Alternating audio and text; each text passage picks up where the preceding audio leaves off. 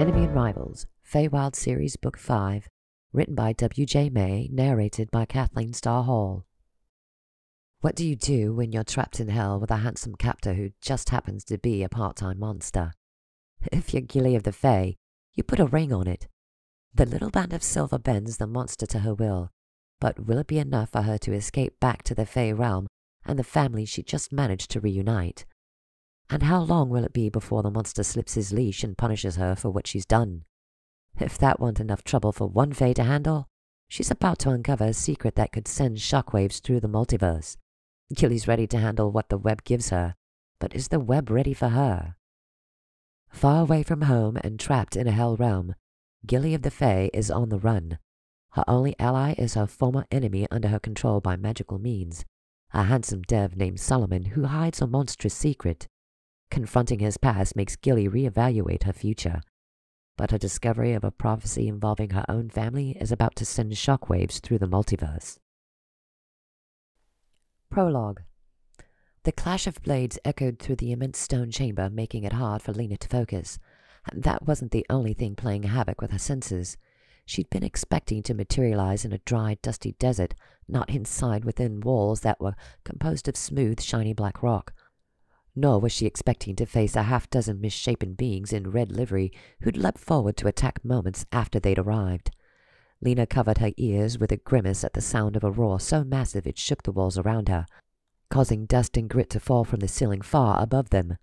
Gigantic footsteps sounded in the distance, and Lena turned in their direction, readying a spell for whatever had made the noise. "Duck!" she did as Bracken yelled, dropping to her knees and rolling out of the way. In the space where she'd just been, a demon landed, slashing with claws and gnashing his teeth, including the two discolored tusks protruding from beneath his bottom lip. Bracken followed, his rapier blade flashing, and the demon's head toppled to the ground in a spill of blood both black and thick. Her attention diverted, Lena tugged the dagger from her boot and looked for a target. "Where in the hells did the eye put us?" Bracken growled, his anger evident in the violence with which he hacked at his opponent before kicking it in the chest and knocking it to the floor. "One of the hells, if the demons are any indication," she replied while slashing at a one-horned monstrosity that lunged in her direction. "But is it the right one?" The eye had been her father's suggestion. The King's strike force of magic users was headed by a merciless female fae known as Torva the Heartless, and the eye was her associate. A demon himself, the creature had powers of perception beyond the average being. He also had the ability to teleport himself and others between realms. The one-eyed, gray-skinned creature had agreed to aid them on their mission to rescue her twin sister. Kidnapped by the self-styled Empress of Spiders, Gilly had been enslaved in a hell realm teeming with demons. And worse, Lena thought as the roar sounded again, this time much closer. Her attention was diverted again when a pair of muscled demons teamed up to face off against her. Both hands lit with energy, and she thrust them in the direction of the beasts, making them pulse in pain with her lightning. Their cries echoed those who were writhing in agony at her father's feet, thanks to the fireballs lobbed at them by the Fae King. Liar's face was expressionless as he sliced his way through the horde, intent on pulling him down. A spark of pride filled Lena's chest at the sight of the man who'd become her father. His drive to reclaim her twin matched Lena's own, and her chest filled with warmth at the rays of hope dawning there. Then the chamber throbbed with the ear-splitting roar of the creature who'd been stalking them. Lena turned to see it finally arrive, ducking its enormous head through the archway and surging forward, its imposing feline body both sleek and sculpted. It was the largest lion she'd ever seen, maybe the largest lion to ever exist, and its golden eyes were filled with a glowing rage that struck fear into her fast-beating heart. Those golden eyes were filled with an intelligence that made Lena's blood turn cold. "It's him," she realized, readjusting her hold on her dagger as her hand started to tremble. A prince of darkness in his alternate form, a feral beast whose massive paw could break every bone in her Fae body with one swipe. She dug up what she could on the prince of darkness, evil beings with dominion over worlds filled with demonic creatures, but Lena had found precious little information about them before her arrival on a hell world controlled by one of their number. Neither the Crone's shelves or the Royal Fae Library in Ixaria had provided much other than rumors and myths. What she did know, that there were 5 of them, and they had shape-shifting abilities, wasn't of much help. The eye had provided little in the way of useful information as well. She'd worked up the courage to ask him about the princes while they were readying for the rescue attempt, but the exchange hadn't gone to plan. At her query, the demon had glared at her with its single steely eye. When he answered, his words had seemed to have no bearing on the princes at all. "Fate works in its own time," he told her, his lips curling into a snarl. Lena wasn't sure he was aware of his expression, so thick was the vitriol in his tone. "But what begins will end. It is inevitable." He stalked off, and she'd lost him in the small crowd gathered in the palace. Now Lena wondered if they were naive, trusting the Hellspawn to bring them to the right location. If a Prince of Darkness is here, then this massive obsidian structure must be his palace. She took a step back, gauging their increasingly terrible odds. We've somehow landed in the exact place we need to be, which is also the most dangerous spot in the entire realm. How did the eye put us here? Her sister had informed her of the limitations of teleporting in Paranormalbooks, and Lena had counted on having to stealth their way for 50 miles before reaching the palace due to the prince's magic, which was supposed to inhibit all teleportation in the vicinity of the palace. Instead, we're inside the very same palace, staring at its extremely angry owner. The cat roared again, and Lena covered her ears, wincing in pain. Bracken was beside her, his demeanor protective as always. "What in the web is happening?" His eyes were round, his ears drooping. "We fell right into an ambush. But how?" Lena's eyes shot around the chamber, looking for any sign of the creature who'd put them in this situation. But the eye was nowhere to be found. She located Torva leading a contingent of Kingsblade toward their feline adversary, but the Heartless One's pet demon was missing. Fear poured over her, turning her skin to ice. If our demon ally is gone, how will we get back to the Fae Realm? All questions were knocked out of her head at the impact of one of the gigantic line's paws against a nearby column. A loud crack followed, and the column dislodged from its footings and crumbled, causing a spray of debris from the ceiling. Kingsblade fell like dominoes, and Lena winced as she watched Torva dragged by dagger-sized claws toward the drooling maw of the cat.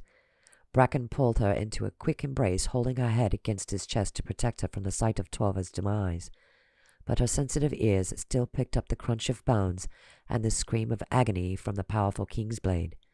Their magic seemed to have little effect on the prince in his lion form, and it was clear to Lena that it wouldn't be long before their entire Fae contingent, herself and her father included, were wiped out. "We've got to find a way out of here, find a way to regroup." All thoughts of rescuing her sister were now taking a back seat to the need to escape, to live to fight another battle. It wasn't the first time Lena had made a recalculation of this kind. It seemed like much of her life had been about shifting priorities in the face of challenges that seemed as ubiquitous as the air around her. Within several months, she'd lost her memory and undertaken a journey to reclaim it, a journey that had resulted in the discovery of a twin sister from whom she'd been separated for a decade, her mother she'd hardly known, and a plot by a mysterious sorcerer with the moniker the Eater of Worlds, who'd threatened to destroy the Fae Realm and the family she'd finally managed to reunite. But it stung Lena to know she was once more on the back foot, that as far as she'd come, she was still struggling against overwhelming odds. Then Gilly's the fighter, or more of a, well, I'm still figuring that out. Lena looked up to her sister's confidence and capability. She'd seemed able to juggle her position as the crone's powerfully magical acolyte and her command of the wildlings' forces. Gilly was unflappable, or had seemed that way until she'd been abducted by the Empress disguised as one of their own.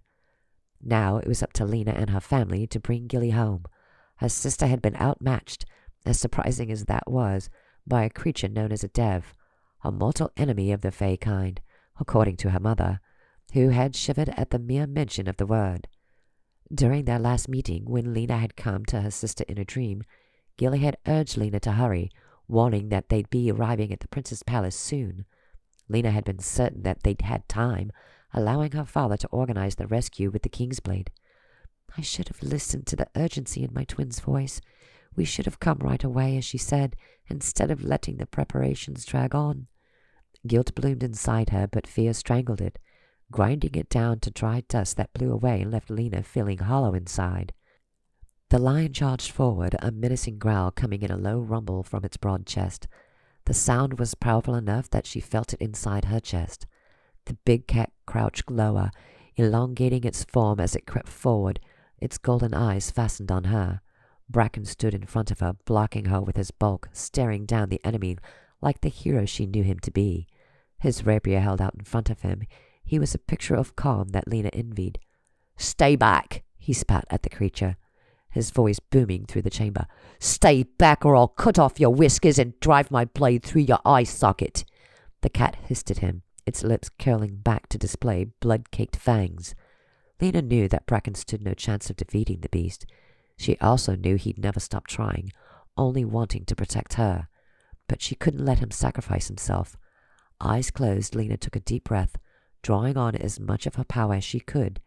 With a gentle touch on his shoulder, Lena walked around Bracken, giving him a smile tinged with sadness. His eyes widened. "Whatever you're about to do," his words were cut off as the chamber filled with blinding light. Chapter 1. The roar seemed closer. It echoed off the rocks in the distance, muting as it reached the vegetation that ringed the outer reaches of the marsh. Gilly looked back, catching the sun as it rose over the stony ridge they'd just climbed down. There was no sign of the prince yet, but she knew it was only a matter of time before he overtook them. "Keep walking," Solomon said, drawing her attention. "The only chance we have is hiding ourselves and hoping he can't smell us." "Smell us?" Gilly made a face. "I'm sure a powerful gentleman like the prince has better ways of seeking out his enemies than by smell." Solomon eyed her. "You've proven to me that your knowledge of hell realms is woefully inadequate, but it seems you've missed the clues that were right under your nose at the palace as well. What's the matter, Fae?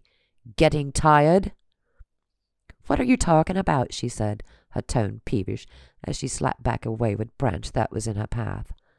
"What clues?" "The giant statue in the audience chamber, for one," he replied, then frowned at the tendrils of mist that were making their way onto their path. "The lion? I assumed it was the symbol of his house, his lineage. It was on all the livery as well." "And with good reason." Solomon was now waist-deep in the mist, his form disappearing. Gilly picked up her pace, moving closer as he continued. "Each of the princes of darkness can take an alternate form. It is one of the powers that comes along with being an archon of Shaitan. Ahriman's form is a desert lion." "Hence the statue," Gilly mulled. Then she did the math when another roar rumbled through the valley. "You don't mean—" The image of a massive lion the size of the statue filled her with anxiety. "That's what's coming after us?" "He can travel faster on 4 feet than 2, Solomon replied grimly. "Which means he'll be catching up to us sooner than I'd hoped." "Maybe the mist will confuse him," Gilly said, taking another step to allow the swirling fog to fully engulf her. It was like walking into the clouds. Solomon was only a vague shadow a few steps in front of her. "I can barely see anything." "He doesn't need to see clearly to sniff us out. He's a cat, after all." Solomon took another step, then let out a curse. "Maybe this mud will throw him off our scent," he said. Gilly could hear the squelch of his boots and looked down to moderate her own steps, but the mist made it difficult to see the ground below her. "If you think I'm covering myself in mud too," another ear-splitting roar cut off her words, and Gilly didn't bother speaking again. "If mud is what it takes to get the feline prince off my back, then I will dunk myself from top to toe in it." The sound of sudden rocks tumbling down the ridge they'd just come from had her whipping her head backwards. Solomon was at her side in an instant, his warm hands gripping her shoulders. "He's heading straight for us," he whispered, his breath hot on her neck. "We've got to try something, or we're just standing here waiting to be eaten. Or worse." The image of a wildcat gleefully pawing its prey entered her mind, making Gilly stiffen. She didn't want them to end up like a field mouse, frightened to death like a plaything for a predator that dwarfed it in size. She nodded, hurrying after Solomon and into the mud that skirted a sickly-looking pool. She was reaching down to grab a handful of the thick black substance when lightning flashed. She blinked upwards, but the mist had kept climbing, so there was nothing to see besides the echoes of light in the whiteness above their heads. "Get behind me," Solomon ground out through clenched teeth, eyeing the skies. Even in his feline form, the prince still has access to his magic. He could be trying to drive us out of hiding with the lightning. Gilly ignored his command, not bothering to tell him how ridiculous it was. I'm not the type to hide behind anyone, even facing down my doom. And Solomon stands about as much chance as I do against the beast. Besides, I'm in charge now. Her thoughts vanished when the length of rope dropped suddenly into their midst. She jumped back on instinct, crashing into the front of Solomon's broad chest. His arms were around her in an instant, a protective instinct that she was trying not to find endearing. Gilly reached out a hand toward the rope, unsure if what she was seeing was real. "Careful," Solomon hissed. "It could be some sort of trick."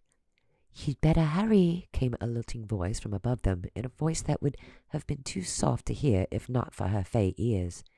"If you don't, you're about to make the acquaintance of a very large, very angry kitty cat." Gilly could hear the footsteps now, like the sound of a herd of horses barreling toward them across the plain that separated the ridgeline from the edges of the marsh. The desert line would be on them in mere moments. With no good options yet, Gilly grabbed the rope. "What are you doing?" Solomon tried to hold her back, but a simple command to release her did away with his grip on her. "You can't seriously be thinking of climbing that rope. What if it is a ruse designed to flush us out?" "I don't think the prince needs a ruse," she said over her shoulder.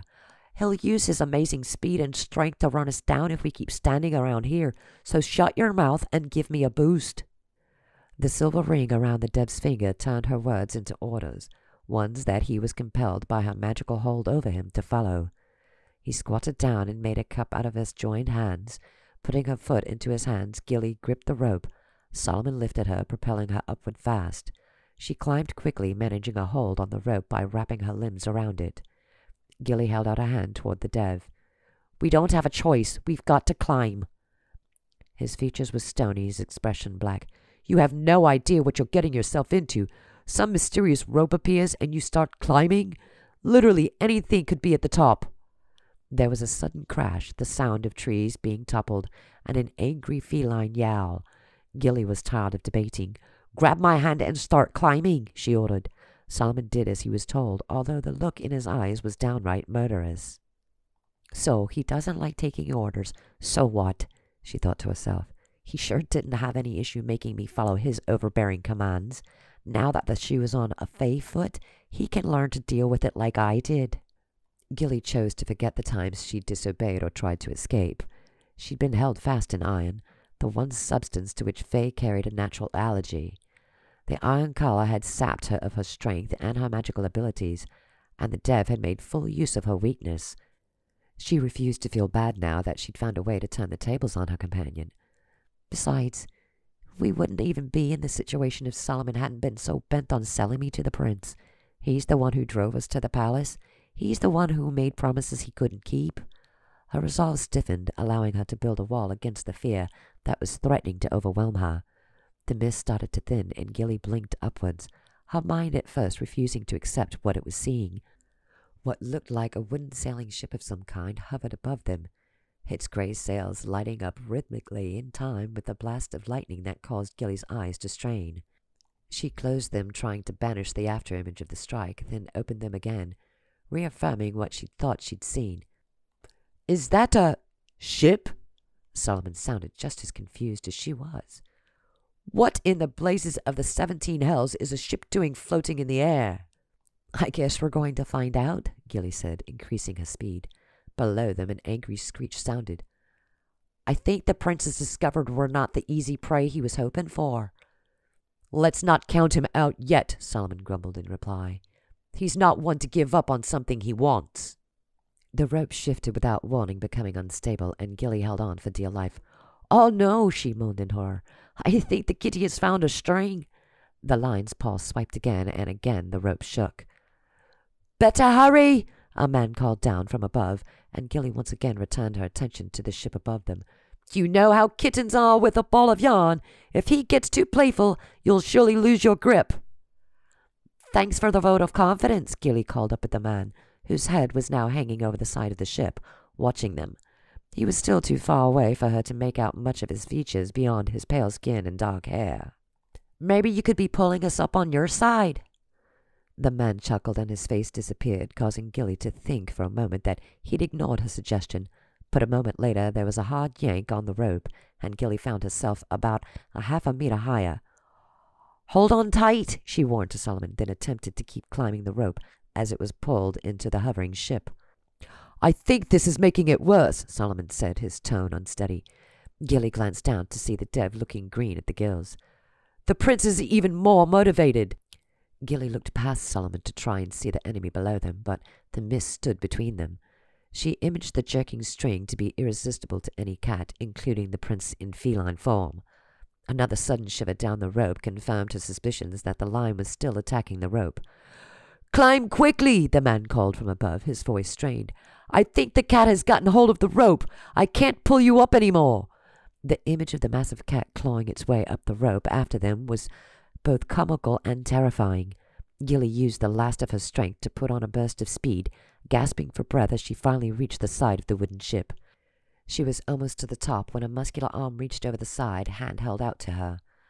Her heart sputtered in her chest, alarm filling her. "Better the danger you don't know than the one who is currently waiting to snap you up like a rodent," she thought, then grasped the hand. It was colder than she expected, but she ignored the chill and propelled herself with his help over the side of the ship. Gilly landed on her feet, then leaned over the side, reaching down to her companion. Solomon took her hand, and Gilly pulled hard, helping to bring him onto the boat. She then collapsed into a heap, chest heaving. Blinking up, she saw a pale, handsome face smiling down at her. The face was attached to a tall and well-built man with dark hair and equally dark clothing. He let out a laugh that was as much in surprise as it was in relief. "You made it!" "We did," Gilly agreed, moving to stand on unsteady legs. "But where have we made it to?" The dark-haired stranger threw his arms open wide in delight. "Welcome to the ship of spirits!"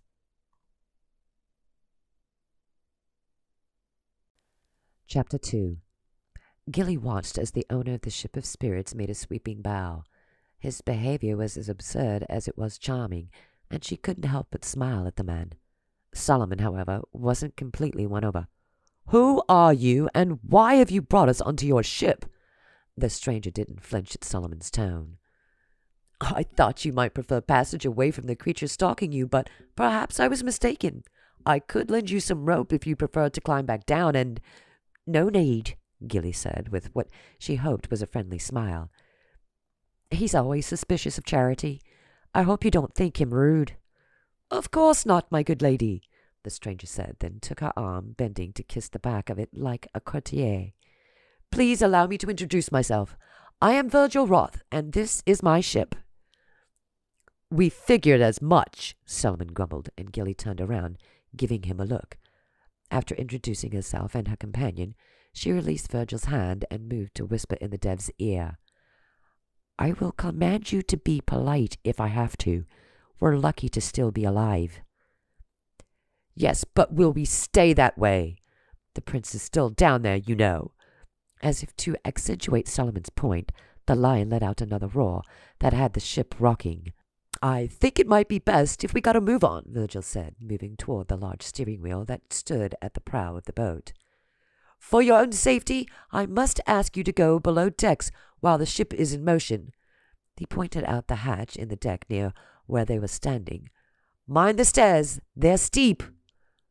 "Oh, no," Solomon said with a vigorous shake of the head. "No, I'm not about to lock myself downstairs while you take us who knows where, you son of a sand dragon." "Hush," Gilly ordered, then turned back to Virgil, her expression sheepish. "We'll check out below decks. Was that what you called it?" "Right," Virgil said, not bothering to look back at her. His attention was focused on the wheel and the vista before him. Gilly shoved Solomon toward the hatch, following behind him. "Mind the stairs," she muttered, still pushing when he started moving down them. His muscular figure meant she couldn't make him topple, even though part of her wanted to. "And try not to offend the man who just saved us from certain destruction." "Saved us for what reason?" Solomon shot back, reaching the floor and turning back to trap her on the steps. "You have no idea who that is out there or what he wants in return for his assistance." "Can we just catch our breaths before you start berating me?" Gilly said, shoving past him. Solomon gave way to let her pass, but he didn't stop his haranguing. His tone was curt. "Don't you think for a second the prince is going to give up on us now that we're floating above him? I already told you, he knows everything that happens to this realm and the creatures under his dominion. He won't stop until we're back in his clutches, and whatever he had planned for you before, believe me, he'll have upped the ante."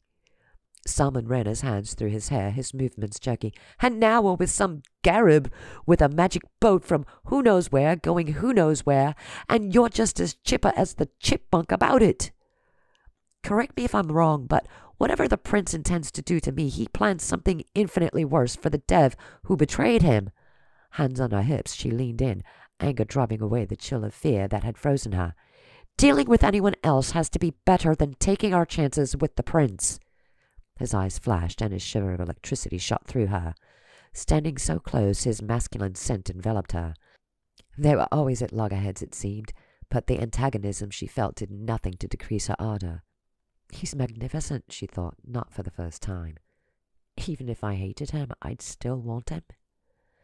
It was a frightening thought, one she didn't allow to linger. There was a crash of thunder outside, and Gilly moved past Solomon again to climb the stairs. She kept low, barely peeking her head through the hatch so as not to rouse their host's ire. Thunder rumbled again, and it was joined by a flash of lightning. "Isn't it dangerous to be up here in a lightning storm?" Solomon was suddenly hovering behind her, and it took a lot for Gilly to block the man from her attention. She focused on what was happening on the deck of the ship. "I think he's summoning the lightning," she pointed out in a whisper. "Look!" Their host, Virgil Roth, stood at the wheel, his arms stretched wide. Her Fae ears could barely pick up what he was saying, or that he was speaking at all over the sound of the storm, but he was. She could see his lips moving. Roth was chanting, and soon the thunder was booming and the lightning flaring in time with his words. "It's striking one spot," she said, awe filling her voice. "Look there, at the end of the bow. There's something there." Gilly could see a carved figure, a creature she'd not seen the like of. Its round body was crowned by a lengthy horn made of a bright metal that glowed with every charge that hit. Over and over the lightning kissed the metal, and before long she felt it, the sensation of the ship beginning to move. "What magic is this?" Solomon whispered, his voice filled with a mixture of awe and suspicion. "How are we moving?" "I don't know," Gilly replied, equally amazed. They picked up speed, the chanting continuing until she saw Ross's thick black hair blowing back in the breeze created by their motion. Or by his magic, she thought, trying to compare what was happening now with what she'd seen the crone do. Never anything like this, though. Several long minutes later, Roth brought his hands to the wheel, his body slumping against it for a moment before he straightened. The clouds parted, letting in a beam of morning sunlight. It highlighted their host, whose skin was paler than ever. Gilly straightened, shrugging off Solomon's grip, and ascended the stairs, but stopped short of stepping out onto the deck. "Are we out of the storm at last?" she asked, keeping her tone light and cheerful. Virgil looked over his shoulder in her direction. "For now," he said, sounding tired. "You can come out. I'll let you know if you need to take cover again." Gilly climbed through the hatch and onto the deck, Solomon right behind her. He hung close to her like her shadow, making her feel slightly claustrophobic, although a part of her she wasn't keen to acknowledge didn't seem to mind at all. In fact, she preferred keeping the dev close. She approached Virgil at his post, looking out into the waking world beyond the bow of the ship. She could see the swamp passing rapidly below them, and, in the distance, the hills of the desolation in their layers of bright colors. Gilly had never seen a world from this height before. It was even higher than the tallest tree in the Fae Wilds. "From up here it doesn't look so dangerous," she said softly, causing Solomon to muffle an exasperated laugh. "Yes, I find there are fewer perils in the sky, at least in some realms. Others the ground is safer." Roth brushed a lock of hair out of his eye and focused his attention on Gilly. "Speaking of danger, I can't imagine what trouble the two of you can get up to, but I'd love to find out." Gilly laughed high and loud, and she prayed none of her nervousness was noticed. Waving away his comment, she put a friendly hand on his arm. "Us trouble?" says the man who just steered his ship through a lightning storm. "A ship that floats on air, I might add." Virgil chuckled, a half-smile gracing his handsome features. Well, I suppose some might consider me dangerous, but only in the most dashing of ways. He flipped his cloak back over his shoulder and took a debonair stance. But not everyone has a chance to see me in action. It looked quite perilous steering the ship through a storm like that. She patted him softly, then removed her hand, smiling sweetly. Gilly could feel Solomon fuming behind her, but she blocked him out of her mind. Well, I'll tell you a secret, he said, leaning in conspiratorially. I made that storm myself. Is that so? Her smile remained in place, but Gilly had no doubt of the truth of his statement. She'd seen him chanting, had sensed his power, even if she hadn't understood the nature of his magic. It must be frightfully difficult to do what you do. Solomon smothered a curse. She could feel him sulking behind her, but Gilly wasn't in the mood to cater to him. Solomon would do what she said because he had no choice to do otherwise. The guilt that pricked her was buried without a gravestone to mark it. It is a tad, Virgil said with a wink, but somehow I manage. Gilly laughed, feeling like an idiot. His flirtatiousness wasn't affecting her so much as she was attempting to seem complimentary. No need to upset our host unnecessarily. Let him think he's dazzled us, and we can keep things friendly until I can figure out our next step. If you don't mind my asking, she said when she'd finished her giggles, how did you, manage the storm? I mean, I've never seen anything like this. A ship that flies through the air, and a man who conjures lightning with his words. It's astounding. He looked at her, his smile still bright in the morning light, as the pause lengthened. Astounding is a word for it, he said, his tone losing a bit of its cockiness. His eyes said that he had reassessed her, and the flattery gambit had been detected. Although not the word most would choose, I'm a necromancer. Solomon hissed behind her, startling Gilly. A necromancer, she said, still affecting an ignorant tone. That has something to do with the dead, doesn't it? That has something to do with the dead, doesn't it? Solomon mocked in a high-pitched tone. You know it does. The dev looked close to spitting on the deck. His disgust was so evident. Reanimating corpses without their consent. Your kind should be wiped off the... Gilly slapped a hand over his mouth and started laughing. He's a little excitable. I mean, there aren't any corpses here, right? Not now, Roth said with a nod. Not exactly, anyway. Not exactly? Gilly said, wagging a warning finger in Solomon's face before removing her hand from his mouth. Did I miss a pile of corpses lying around somewhere? Not corpses, their host said, his lips twitching. Spirits. Incorporeal. At least they are before I summon them as pure energy.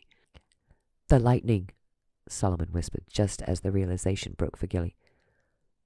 Those were spirits. They are. They're also what moves the ship and keeps it afloat. Thankfully, I only need to recharge it every several hours once I get moving at a fair clip, and if the winds are in our favor. Gilly felt the smile fading from her face. Necromancy was something the crone had always shied away from. Dirty stuff, she remembered the ancient hag telling her. What's dead should stay dead. She repressed a shiver at the thought of being surrounded by those whose bodies were lifeless and rotting somewhere in the realm. Aha! Solomon said, pointing at her expression. There it is, the look of a woman who realizes she's out of her depth, at the mercy of a death-obsessed corpse charmer. Gilly ignored him, trying to summon the nerve to refute what he'd said.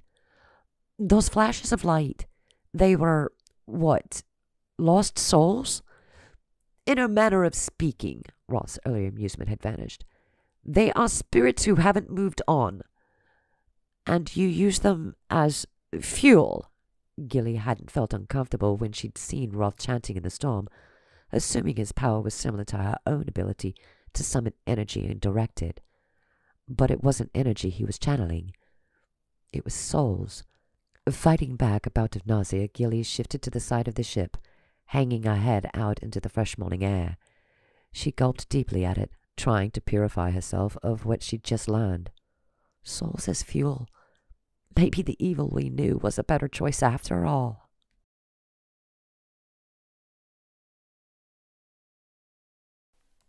Chapter 3. Perhaps some breakfast will clear the dreary atmosphere, Virgil Roth said after a few moments of uncomfortable silence. "Cleanse the palate, if you'll forgive my mixing of the literal and metaphorical." My breakfast with a necromancer, Gilly thought, her exhausted mind spinning out absurdity on its own. Bringing decayed recipes back to life? I could publish a cookbook and a tell-all about today, if I survive. "Breakfast," Solomon said, sounding aggrieved. "Who could think of food at a time like this?" As if on cue, the Deb's stomach rumbled. Gilly rolled her eyes, wondering why the gods had invented irony. "We might as well eat," she told him, motioning Solomon to follow her as Virgil led the way below decks once again. "My cabin isn't large, but there's enough room for the three of us to dine. I hope you'll excuse the paucity of my cupboard. I've not had time to reprovision lately." Gilly sat on the edge of her seat, observing quietly while their hosts set the table, then filled their plates with dried fruit, nuts, and a cheese he vigorously scraped clean before serving. "It's meager, I'll grant you, but sharing a meal always helps to build a bond between fellow travelers." "Fellow travelers?" Solomon scoffed. "You're the captain of this vessel, even in the absence of a—" He leaned in, imbuing his words with intensity. "A skeleton crew?" "Funny," Roth said, and began pouring wine into dusty goblets. "But I don't go in for the corporeal type. I prefer my deadies to be untouchable, so to speak. Less mess that way." "Deadies?" Gilly echoed, feeling close to losing her hold on the situation. "I've been coming to grips with what's happened since leaving the Fae Realm for weeks, but I think I've reached the limit of my ability to cope with this never-ending, rolling calamity that has become my life." "My apologies," Virgil said with a rueful shrug. "Spirits is what I should call them. After all, that's what they are." "And do they consent to being used as fuel?" she replied, unable to stop herself. "Or are they happy to burn themselves out to be your source of transportation?" "They don't burn themselves out," their host said after a long drink of wine. "And while they may not be the most willing of volunteers, I can assure you that the worst that happens is a minor annoyance. They're channeled into propulsion and released, sent back to their mindless wandering no worse off than they were before." "You're very casual about your abilities," Gilly said, not sure how to feel about the genial way Virgil Roth was explaining the source of his magical ship. "But I have to expect that most people would share my companion's disdain for your profession." "I imagine you're right," Roth responded with an unfazed grin. "But life is too short to run around worrying about what other people think. If anything, that's what being around these spirits has taught me." He swirled the liquid in his glass while giving her a knowing expression. Besides, there's always a certain amount of, shall we say, distrust for and among magic users. Something I'm sure you've faced yourself, you and your companion." Gilly reached for her wine and swallowed it in one gulp. "Are we that obvious?" "There's no way you'd survive one of the Princes of Darkness without magical abilities. You aren't forthcoming, but I can sense that you both have considerable powers." "That's right," Solomon said, his expression hostile. "Which means we aren't weaklings. If you have any intention of using us in the abominations you have planned, you'll quickly find we aren't easy prey." Roth held his hands up, antique lace dripping from the sleeves of his velvet jacket. "I have no abominations planned," he said meekly, "and my only intention is to drop you somewhere where you might stand a chance of surviving." Gilly leaned back, some of the tension leaving her. Roth seemed to be telling the truth. Either that, or he was the most charming fellow in any of the 17 hells. Either way, there was nothing about him that seemed poised to harm her. Beyond the fact that he can call up the ghosts of every demon on this planet at will. Roth turned to her, his half-smile returning. "I've been a good host," he said, indicating the paltry spread before them. "So now it's my turn to ask the questions. The first one being, what exactly you did to anger the great Prince Ahriman?" Gilly glanced at Solomon, who scowled back at her. Neither seemed to want to touch Roth's question. He sensed their hesitancy, but pressed on. "I've tried to guess, but I'm coming up short. I can't even imagine how you escaped his palace, given what I know about the prince." Gilly shrugged, downplaying her efforts. "We were victims of circumstance," she said with a self-deprecating smile. "Wrong place, wrong time." Roth arched a dark eyebrow. "Victims of circumstance? And how did you end up in the prince's territory to begin with?" "How did you and your ship end up in the middle of a hell realm?" Solomon countered. His face was tight, and Gilly was certain he wasn't eager to reveal that he'd been taking Gilly to the prince's palace to sell her into his demented collection. "You're clearly not from here, necromancer." "My ship is fickle, and sometimes she brings me to unexpected places." His tone was softer than before, and Gilly sensed that he was as sensitive to this topic as Solomon was to the last one. "I mean, your ship can go between realms." Excitement filled her, finally a way out. "She can," he said, but held up a finger. "But it isn't common, and never by my own volition. Certain spirits can be unpredictable, so I'm afraid I won't be your ticket out of Paranormalbooks." She deflated, hope draining out of her and leaving her limp. Once again, she was back to square one, trying to find a being to teleport her away. "If you can't go off-world, where can you take us? Someplace safe?" "Places like that are hard to come by in this realm," he told her, his smile having returned. "But we have enough momentum to get us to Beryl at least. From there, you may be able to find transport out of the realm." "Nobody wants to go to Beryl," Solomon spit back, "and no one would call it safe." "Well, I'm afraid it's the safest spot in the general area," Roth said with a lazy sweep of his arm. "Unless you prefer to make an exit now. You can take your chances in the swamp again. Maybe Ahriman won't pick up your scent right away." Scowl firmly in place, Solomon's ire was evident. "He doesn't need to pick up my scent, and you know that, skeleton slaver. No place in the realm is safe, is it?" "Which means Beryl is as safe as anywhere else." With a flourish of the wrist, Roth refilled their wine glasses. He raised his glass in Gilly's direction. "To the undiscovered jewels of a hell realm." Gilly held her glass up for clinking, giving their host a nod. "Beryl will be fine. We're appreciative of the lift." "It's entirely my pleasure," Roth replied, his gaze filling with heat. "It's not every day that I rescue such an attractive damsel in distress." Solomon growled in warning, but Roth was not perturbed by the dev's possessive display. Gilly leaned in to block their host's view, smiling with as much charm as she could muster. "I haven't been called a damsel before," she said brightly, "although I suppose the moniker fits. Like yourself, I found myself in this realm under circumstances beyond my control, and I've been looking for a way out since I landed."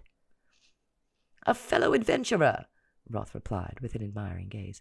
"I thought I sensed that about you." "An adventurer by chance, not by choice," she corrected before taking another sip of wine. "I would prefer to be back in my home realm than battling shape-shifting hellspawn, if I'm honest." Roth shook his head, tisking in disappointment. "You have all the makings of a master adventurer. I would venture to wager that you've taken on your fair share of menace and peril." "Menace and peril?" Solomon scoffed. "You sound as if you're playing at being an adventurer, necromancer. Anyone under the threat of real danger wouldn't be so flippant about it." "I'm afraid you're wrong about that," Roth replied with a wink in Gilly's direction. "Perhaps it's the fact that I face so much danger that it no longer upsets me. I'm cool as the proverbial corpse, if you'll forgive the expression." Gilly held in a frown while Solomon continued his disparagement of their host. "I won't forgive the expression, nor your penchant for hyperbole. Exactly what dangers have you faced? Or wouldn't it be more accurate to ask what dangers you've sailed above, out of reach in the clouds?" Virgil Roth set down his glass of wine and straightened his lace cuffs. "You've got a clever tongue, but a mistrustful heart, my friend. Perhaps you've heard of the mid-walled manticore?" "That old thing! My grandmother cut her teeth on creatures like your manticore," Solomon shook his head. Have you ever faced a female sand crab during mating season? Her claws are vicious. Her drive single-minded. What you're talking about sounds like an exciting evening. Did you call her afterwards? Gilly couldn't help herself. She began laughing loudly at Roth's words. Solomon's eyes burned into her, but his ire did nothing to stop the peals of laughter from rolling out of her. It felt good to laugh, to forget for a moment, to lose herself in laughter. Son of a scorpion, Solomon muttered under his breath. I suppose your nightmare consists of a battle in which everyone lives, isn't it? Then you won't have any corpses to copulate with? Gilly's mouth dropped. That's enough, she chastised, relying on the silver to temper the dev's behavior. I'm sure you've both bested your share of monsters and females, so there's no need for this inane competition between you two. I'm afraid I have to agree, Roth said, coming to his feet. We should be reaching the outskirts of Beryl in the next few minutes. I suggest we go on deck and prepare to deliver you to your destination. Gilly's breath caught in her chest. Their interlude of relative safety was about to end. Although she'd known Virgil Roth for a couple of hours, she'd already considered him a friend. She had precious few of those on Ahriman Abad, which meant leaving him left her with a small ache inside. They followed Roth up the stairs and back onto the ship's deck, where both suns had made it above the horizon at last. The heat of the day buffeted her, but she'd learned to shut it out, just like she shut out the fear that was starting to crawl out of the cracks in her memory. Roth unspooled the rope they'd used to climb aboard, his expression regretful. I'm sorry I can't come to a full stop for you, but I can't afford to waste my remaining momentum on a landing. Summoning a storm over a population center ups the chance of getting noticed, and I'd prefer to keep a low profile. I'm sure you can understand. I can, Gilly agreed. And you have my undying appreciation for your kindness. Solomon made a gagging sound, and Gilly was hard-pressed not to order the man over the side of the ship without the rope. Maybe his skull colliding with the ground would knock some sense into him. Roth took her hand and kissed the back of it again. Are you sure I can't persuade you to ditch the dev and come adventuring with me instead? I promise you'll never be bored. Solomon was back to growling, and Gilly stepped in front of him. The offer is appreciated, but I've got people waiting for me back in my realm. She took the rope he held out to her and sent their host a final smile. I won't forget you, Virgil Roth. That's a promise you'd better keep, he said with a chuckle. He watched as Gilly shoved the length of rope into Solomon's hand, ordering the dev over the side, then climbing down to follow him. With a last wave, she started lowering herself over the ship's side, moving quickly toward the ground that seemed to be rising up to meet her. In the distance, she could see the walls of a small city, its interiors hidden by the shadow of the tall outcropping of rock beside it. Gilly repressed a chill at the sight of it, telling herself that she was being foolish. That city holds your ticket home, she told herself, waiting for the spark of hope to relight in her chest. She was still waiting when they reached the gates of the city. Chapter 4. Beryl was a study in contrast. The city was cleaner and more orderly than the other cities she'd seen in the realm, but at the same time, the inhabitants felt somehow shiftier. Gilly could feel the eyes following them as they passed through the gates and made their way down the main street. She stared back, trying to make eye contact with the people they passed, but luck was not with her. Everyone had a cloak or hood, a covering of some kind that hid their features. It was now afternoon, and the streets of Beryl were bustling, full of folks avoiding one another's glances. The whole city can't possibly be filled with thieves and criminals, she grumbled to Solomon, as she spotted a half-dozen females draped in opaque scarves that made it impossible to determine their size, age, or coloring accurately. Thieves and criminals need places to live, shop, and eat just like anyone else, Solomon pointed out gruffly. You would know, she said, her anger getting the better of her. If it weren't for his raid, I'd probably be home by now. At least here we are safe in the knowledge that no one can be trusted, he said simply. Gilly pondered his words, realizing that they made a strange sort of sense. Keeping everyone at arm's length meant they couldn't be tricked, duped, or betrayed. But it isn't a way to live. Not really. Even thieves and criminals must have someone they trust, or what is the point of living? Are we going to find a demon to get us out of here, or are we going to wander the streets like tourists? As if anyone would come to Beryl as a tourist, Solomon grunted, but he quickly realized it wasn't the answer she was looking for. Pointing at the swinging wooden sign of the run-down brick building across the street, he suggested they head inside. A tavern is as good a place as any to start. The interior was dim, the floor filled with dried rushes and the remnants of food scraps the ancient hound dog lying next to the fire had missed.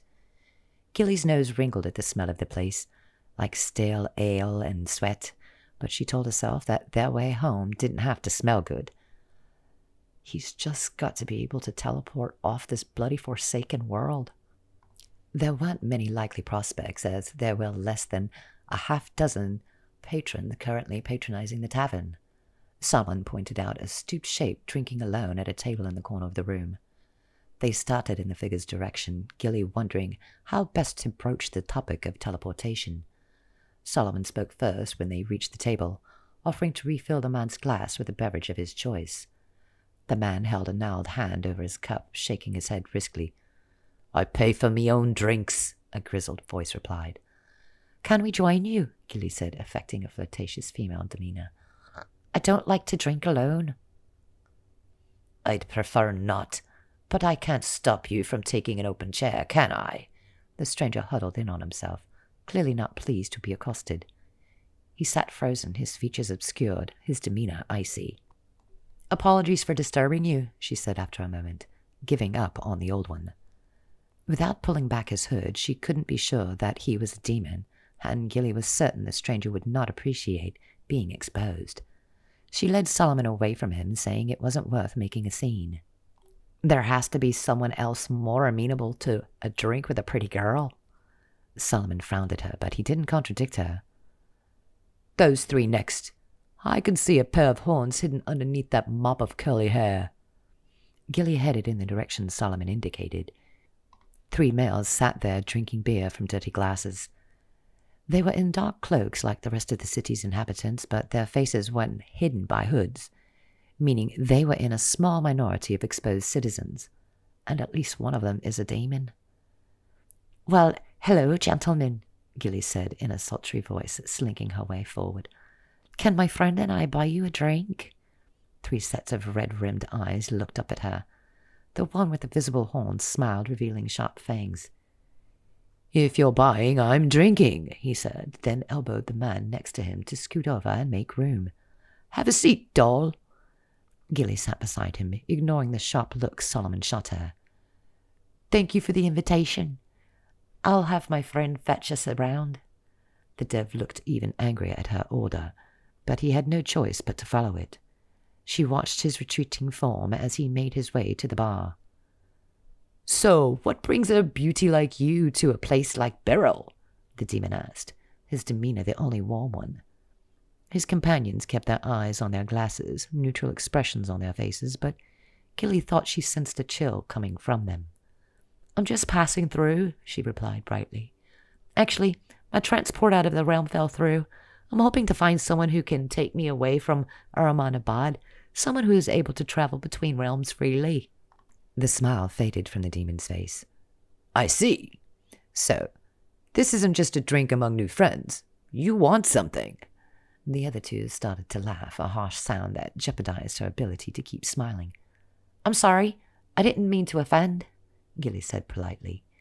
"It's just there aren't many friendly faces in this town, and you looked like you were more open-minded than most." "Open-minded," he repeated in a scoffing tone. "What did you do that you need to make tracks out of the realm?" "Do? Why, nothing," she said, trailing a piece of hair around her finger. "I hadn't intended to stay is all." A tray of drinks slammed onto the table, the ale sloshing over the sides of the dirty glasses. "She is wanted by Prince Ahriman," Solomon said in a tone that wasn't meant to carry any further than their table. "Which means she needs immediate passage off-world. We can reward you handsomely for the trip." "Wanted by Prince Ahriman," the lead demon turned his head and spat on the floor. "You can take your drinks elsewhere because we want nothing to do with you." Any friendliness Gilly had felt when they sat down had evaporated, replaced by a tension that reminded her of a branch about to break under the weight of winter ice. "Please," she said, leaning in closer, "I promise you untold riches if you will just take me to the Fae Realm. My mother, the queen, will—" "Now I'm supposed to believe in fairy princesses?"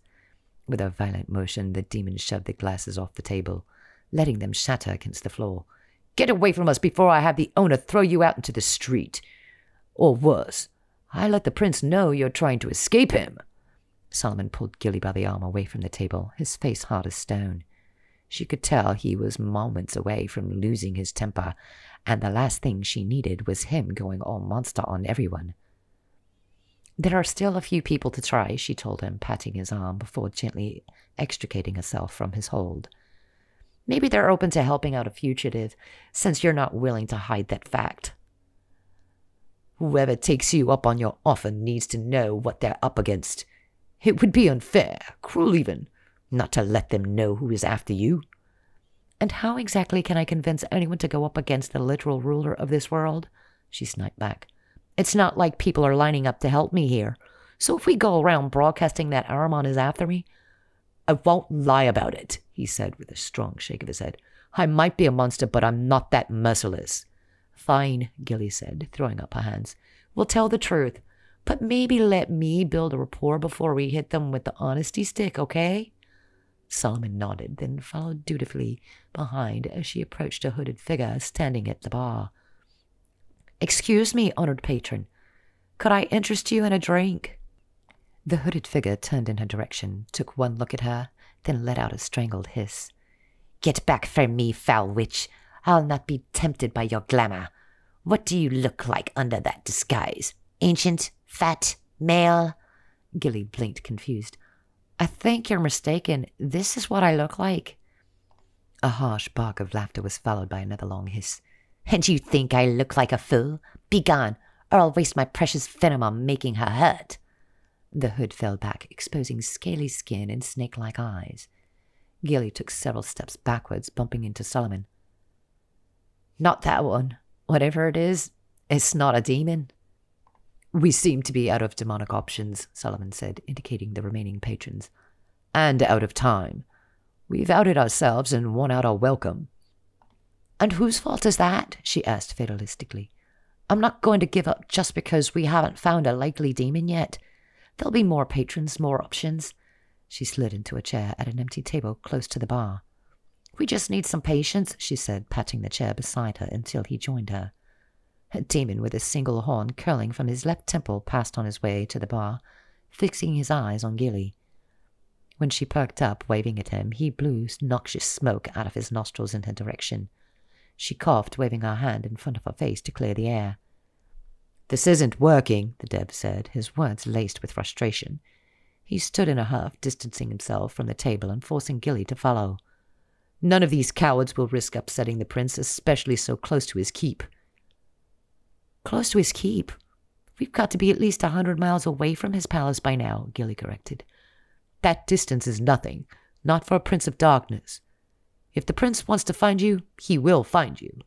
His energy bordered on frantic, and it did a number on the modicum of calm she'd managed to cultivate on arrive in Beryl, but just barely. "Okay," she said softly, raising her hands to indicate that she wouldn't argue with him. "What's our play now if we're giving up on finding transporter off-world?" "First, we've got to stop talking about the prince in public." He waved his hand to indicate the patrons, all of whom had their eyes fastened on the two of them. "The more we talk about it, the more suspicions are raised, the higher the chance of our whereabouts getting back to the prince." Gilly didn't bother to remind him, as he'd reminded her many times, that the prince didn't need to be told their location. Instead, she nodded along. "Right, no more talk in public. What else?" "We'll find somewhere to lay low for the night. If we're still alive when the sun's come up, we'll reassess our options." From Solomon's expression, he wasn't holding out much hope for their making it through the night. Gilly's heart pounded in her chest as the walls seemed to close in on her. The prince was closing in, just as he'd been before Virgil Roth had pulled them out of the danger zone. Feeling like a rat in a cage, she tried to forget the big cat that was hunting them down. Chapter 5. The Abbot's Teeth, as a hanging sign proclaimed, with a toothful grimace painted underneath the swirling lettering, was a tidy inn with an empty common room. A plump woman in a headscarf and a drab-grey dress that reminded Gilly of a pigeon stood sweeping the floor. She didn't bother to look up at their entrance. "Private dining rooms are already full," she said as she swept.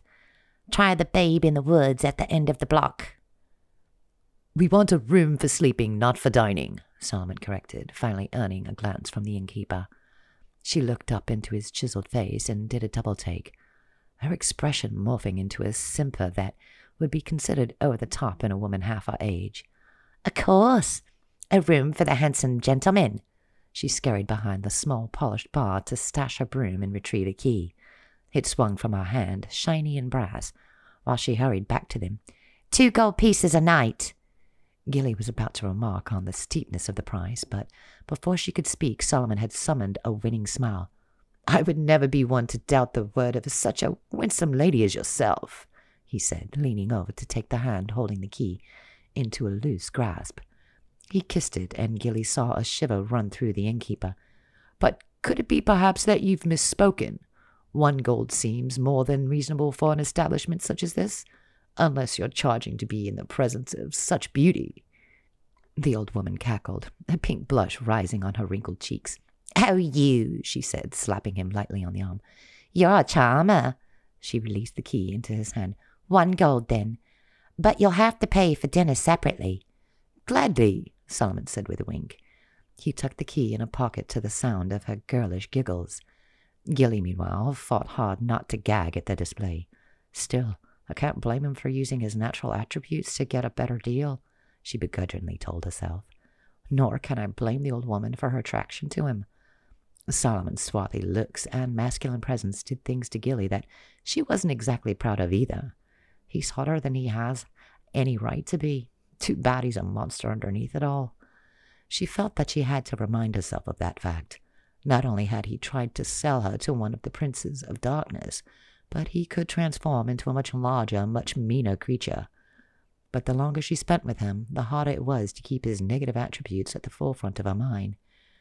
They'd been through so much together, and it doesn't hurt that now I'm the one calling the shots. Her eyes focused on the silver ring on his finger, and she felt the prick of guilt again. It knotted her stomach, making her feel queasy. The sensation lasted for as long as it took him to lock their room door behind him. Solomon turned away from the door, heading for the windows. Their room was on the 2nd floor with the others, the 1st floor presumably set aside for private dining rooms. Gilly figured the criminals that infested this town didn't like to do their business in public, despite the fact that the entire city seemed to be a refuge for residents of ill repute. She followed him to the windows, peering out into the street that lay below. A few passers-by floated by in dark cloaks, which seemed to be a sort of de facto uniform for the townspeople. Her eyes followed a black-clad figure that kept to the shadows, blending in so seamlessly that he'd likely be missed by anyone on the street with him. Gilly's eyes narrowed, and she noticed the figure was slender and swift, with moves like a wildling fae. She was about to remark on the figure when Solomon turned to her with a scowl on his face.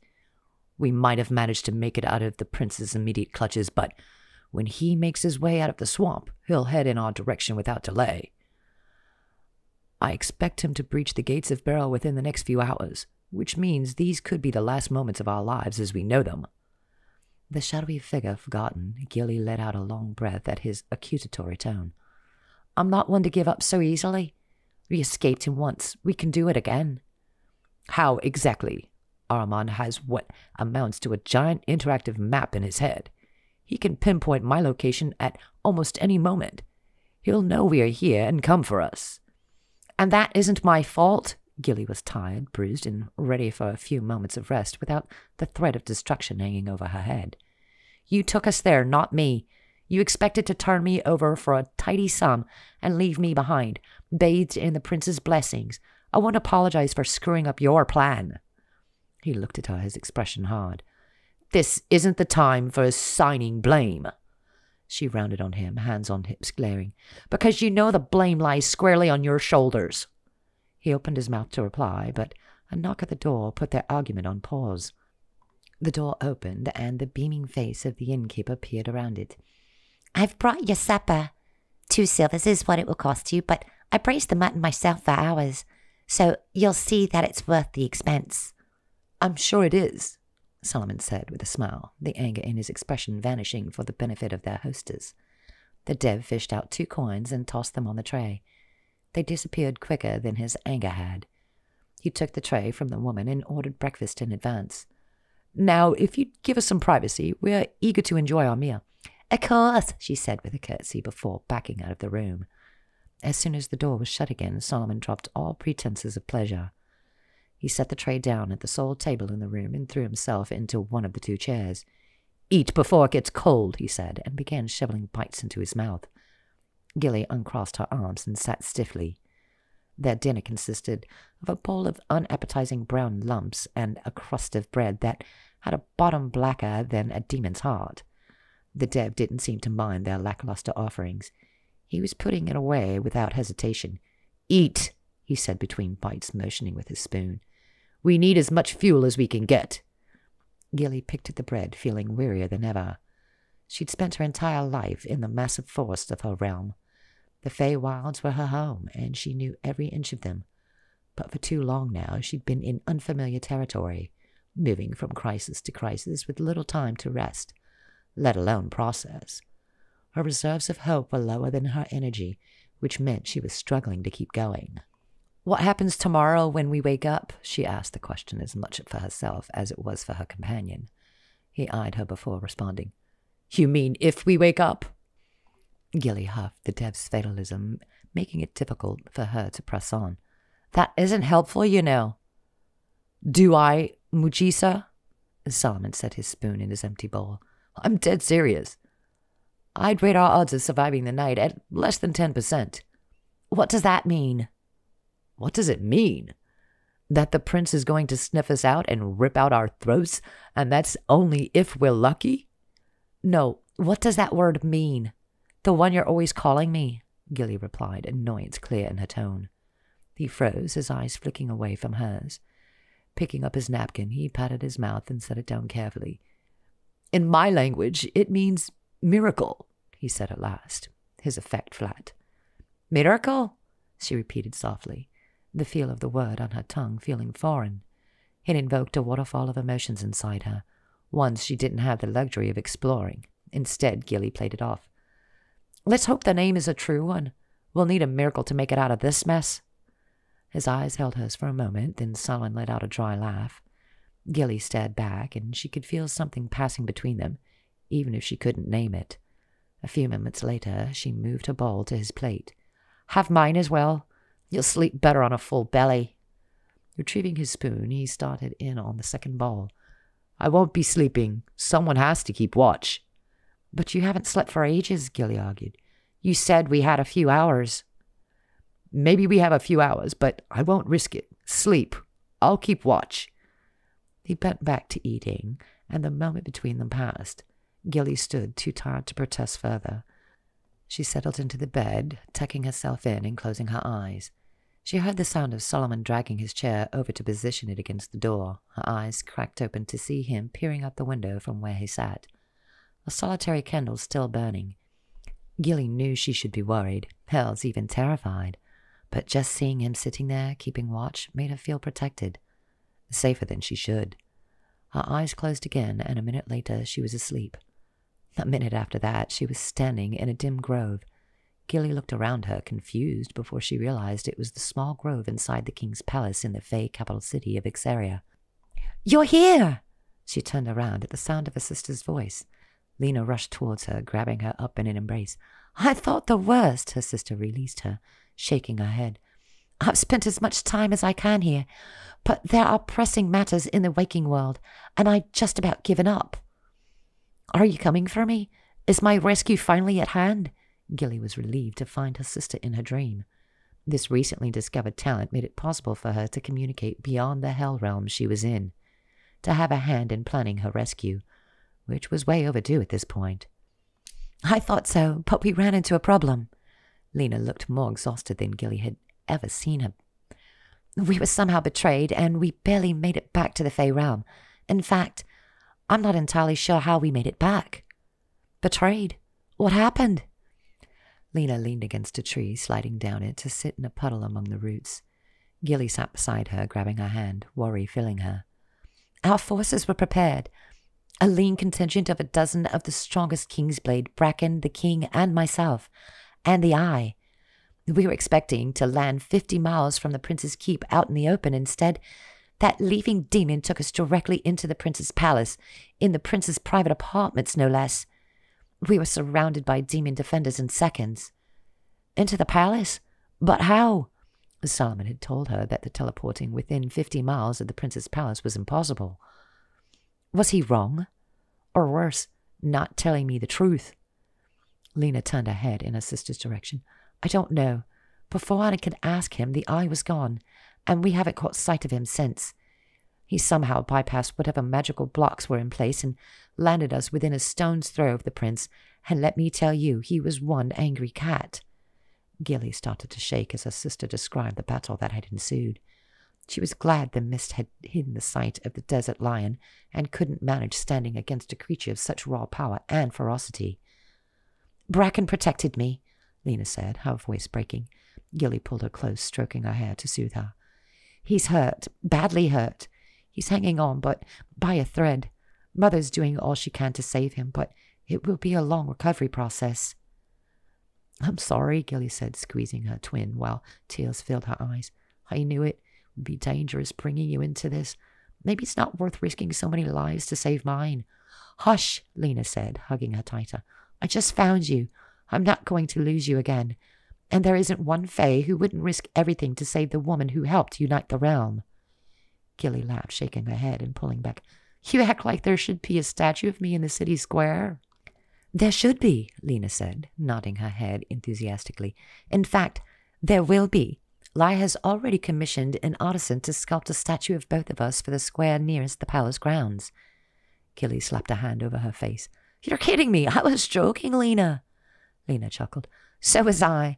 I thought we could use a laugh. Lighten the moment. Her smile was short-lived. I don't know what to do now. We're regrouping, but we'll need to find another means of returning to your realm and getting close to the palace again. I'm not at the palace, Gilly replied. Solomon and I made it out. Solomon? Lena's eyes widened. You turned him to your side? I knew you could do it. He's probably following you around like a lost puppy. Not so much, Gilly said wryly. I had to resort to trickery and silver to bind him to my control, and I'm not entirely comfortable with it, but there's no way I could have gotten out on my own. In fact, she said, trailing off as her brain caught up, your story explains how we managed to get away at all. We fought off a small contingent of guards, and I wondered why more weren't sent to waylay us. Clearly they were dealing with the Fae contingent. So it wasn't all in vain, Lena said, her voice lifting a little. We provided the diversion you needed to escape. You did, but I'm not sure for how long, Gilly told Lena about Solomon's worries. The Prince could find us at any moment. When her sister's features drooped again, Gilly patted her shoulder. But we're going to find a way off-world before that. So take care of your injured and check in on me tomorrow night.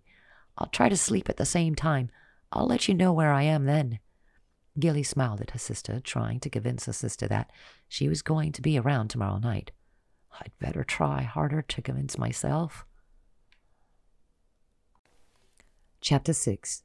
The sound of the door closing woke Gilly the next morning. Bleary eyes blinked up to see a weary Solomon carrying a tray of breakfast to the table. We made it, she said, wiping the sleep from her eyes.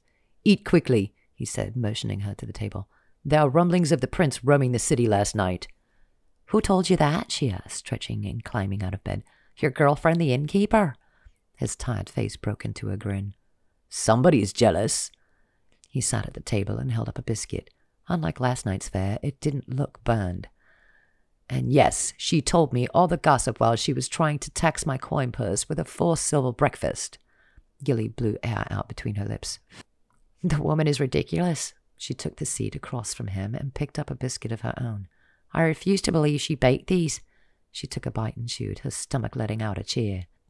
She may have lied about cooking as breakfast, but she wasn't lying about reports of a massive lion stalking the streets and alleyways.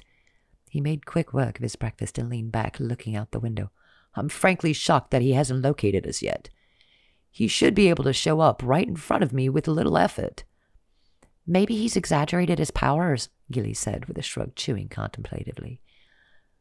Trying to convince his subjects to remain obedient or risk him showing up to punish you? Solomon shook his head. There have been too many reports of his power, of the prince tracking his subjects down and dealing out his justice at will. Then maybe it's the ring, she suggested. The silver is throwing off his powers. Maybe my magic is somehow helping to shield you. Solomon considered her words. You may be right, but it isn't blocking it entirely. He knows we're here, just not exactly where.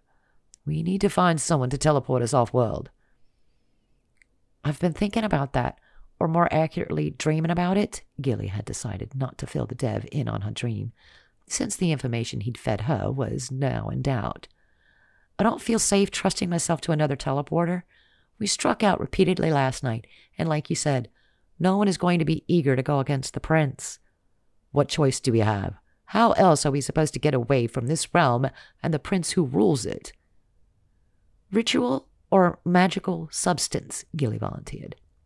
Willa took me away from my realm by using a pink powder. If we can find some of that, or another substance that works the same, we can use that to leave and not be reliant on someone who will likely try to betray us. I won't argue that it would be easier than trusting a stranger to transport us, Solomon said.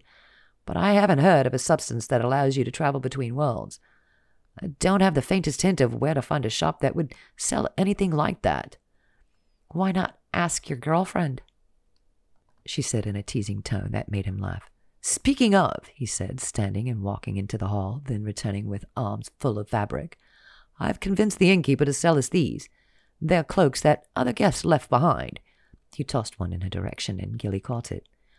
Ew, she said, turning up her nose. This stinks. That's why I left them in the hall, he said simply, then threw his over his shoulder.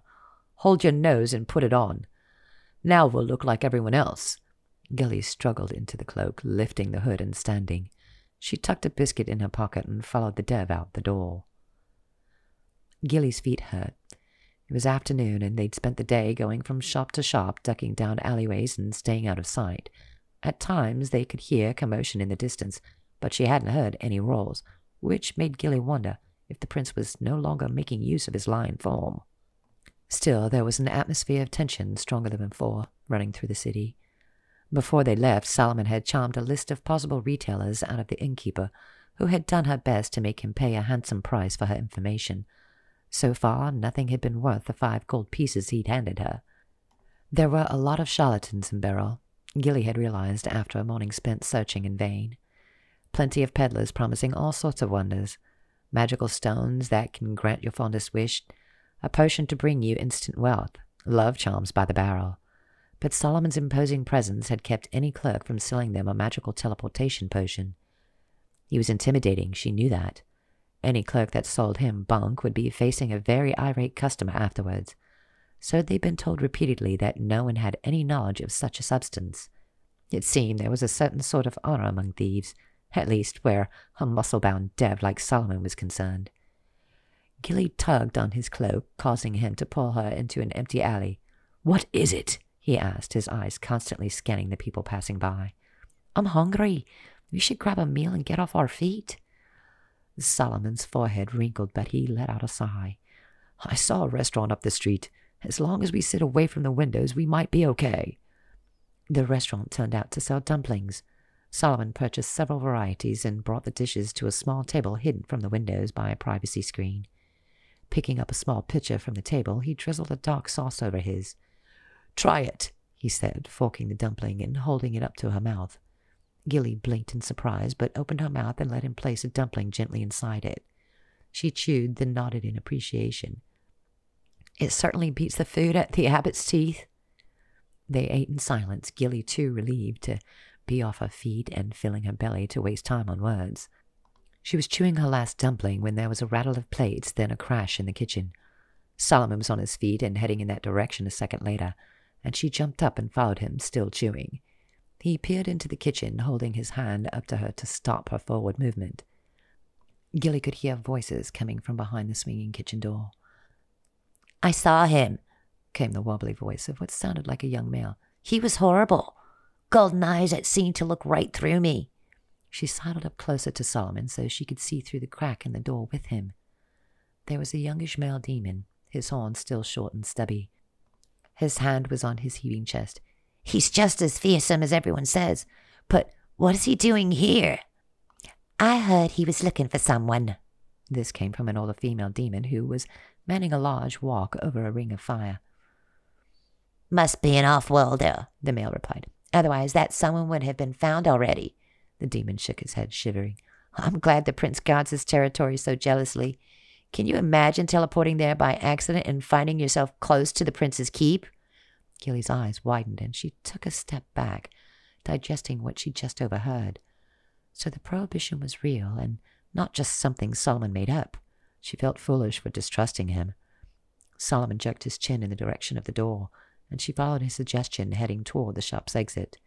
She knew better than to open the door without him first checking the perimeter, so she waited for him, her thoughts about him circling in an unending loop. You like him. You can't deny it. You're more than like him, and you're no longer angry that he kidnapped you and set all of this in motion. Gilly frowned. It wasn't exactly true, but much of her blind fury had faded. Now that she had him under control with the silver, she'd found herself more inclined to forgive him. He'd tried to use her for his own purposes, and now she was doing the same thing. She was just as guilty as he was. He's still out there, Solomon whispered, interrupting her thoughts. Keep close and stick to the shadows. We've still got a couple of shops to check. Gilly nodded, doing her best to do as he said. She knew he would protect her like she knew her own name. The next shop was several streets away, and her feet were aching again by the time they reached the correct street. She tugged at the top of her garment, trying to vent some of the endless heat. It had little effect. There it is, Solomon said, pointing indirectly so as not to attract outside attention. Follow my lead. As always, she mumbled back, then smiled when he gave her a look. Her steps fell in behind his, and they approached a shop that looked meaner and dirtier than the others they'd visited. Gilly wasn't certain if that was a good sign or a bad one. They entered, the door sticking in the frame so that Solomon had to push hard against it. It creaked loudly, attracting the attention of the shopkeeper at the other end of the space. His head came up, and Gilly noticed there was a greenish tint to his skin. Solomon advanced, passing through a narrow gap between two overpacked and dusty shelves. He reached the counter, Gilly just behind him, then greeted the clerk. He explained that they were looking for a particular substance, one that could provide passage to another realm. The clerk scratched his bald head, his wide nostrils flaring. She noticed a ring went through the center part of his nose, but there were no horns. Maybe he's not a demon. I might have heard of what you're talking about, he said, but I can already tell you that it will cost you a purse full of gold. Solomon showed no reaction. You show me what you've got, and I'll show you what a fat purse looks like. The clerk nodded, then turned and walked through a curtain, leaving them alone. Do you think he really has something? Gilly asked in hushed tones. Solomon shrugged a shoulder. Half-orcs aren't known for their honesty, but in Barrow, who can tell? The clerk reappeared, his eyes bright. He held a bottle of shimmery liquid out to them. Mercury's boots, he said, proffering the bottle. At least, that's what they call it. I couldn't speak to the actual contents. Solomon picked up the bottle and held it to the light, but Gilly kept her eyes on the clerk, looking for any clues he wasn't being honest about his offering. Where does it come from? She asked, stepping up to the counter beside the dev. The half-orc looked her over, his smile turning sharp. I hadn't noticed you there, he said, taking her in, his face filling with an emotion she didn't want to name. Aren't you a beauty? Gilly pulled her hood up higher, not liking the way his gaze was making her feel. An answer, please? The clerk leaned in on his elbows, his expression condescending. This is a shop full of magical things. You can't expect me to know the provenance of every item in my possession. But surely you'd have an idea about an item that is worth a full purse of gold, she pressed. An item which most of your competitors say doesn't exist. The clerk's smile slipped, and Solomon set the potion back on the counter. She's got a point, you know, the dev said, staring down at the half-orc.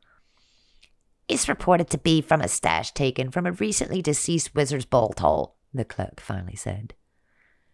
We got 3 crates at auction.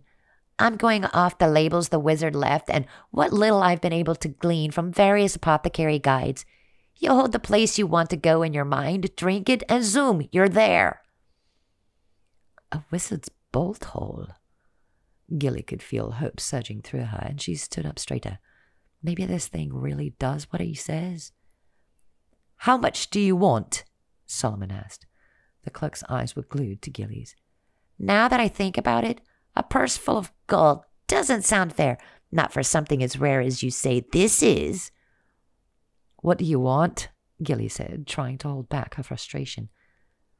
The price is steep, he replied, fixing her with a gaze filled with heat. 1 Mercury's boots for you spending 1 night in my bed. Chapter 7.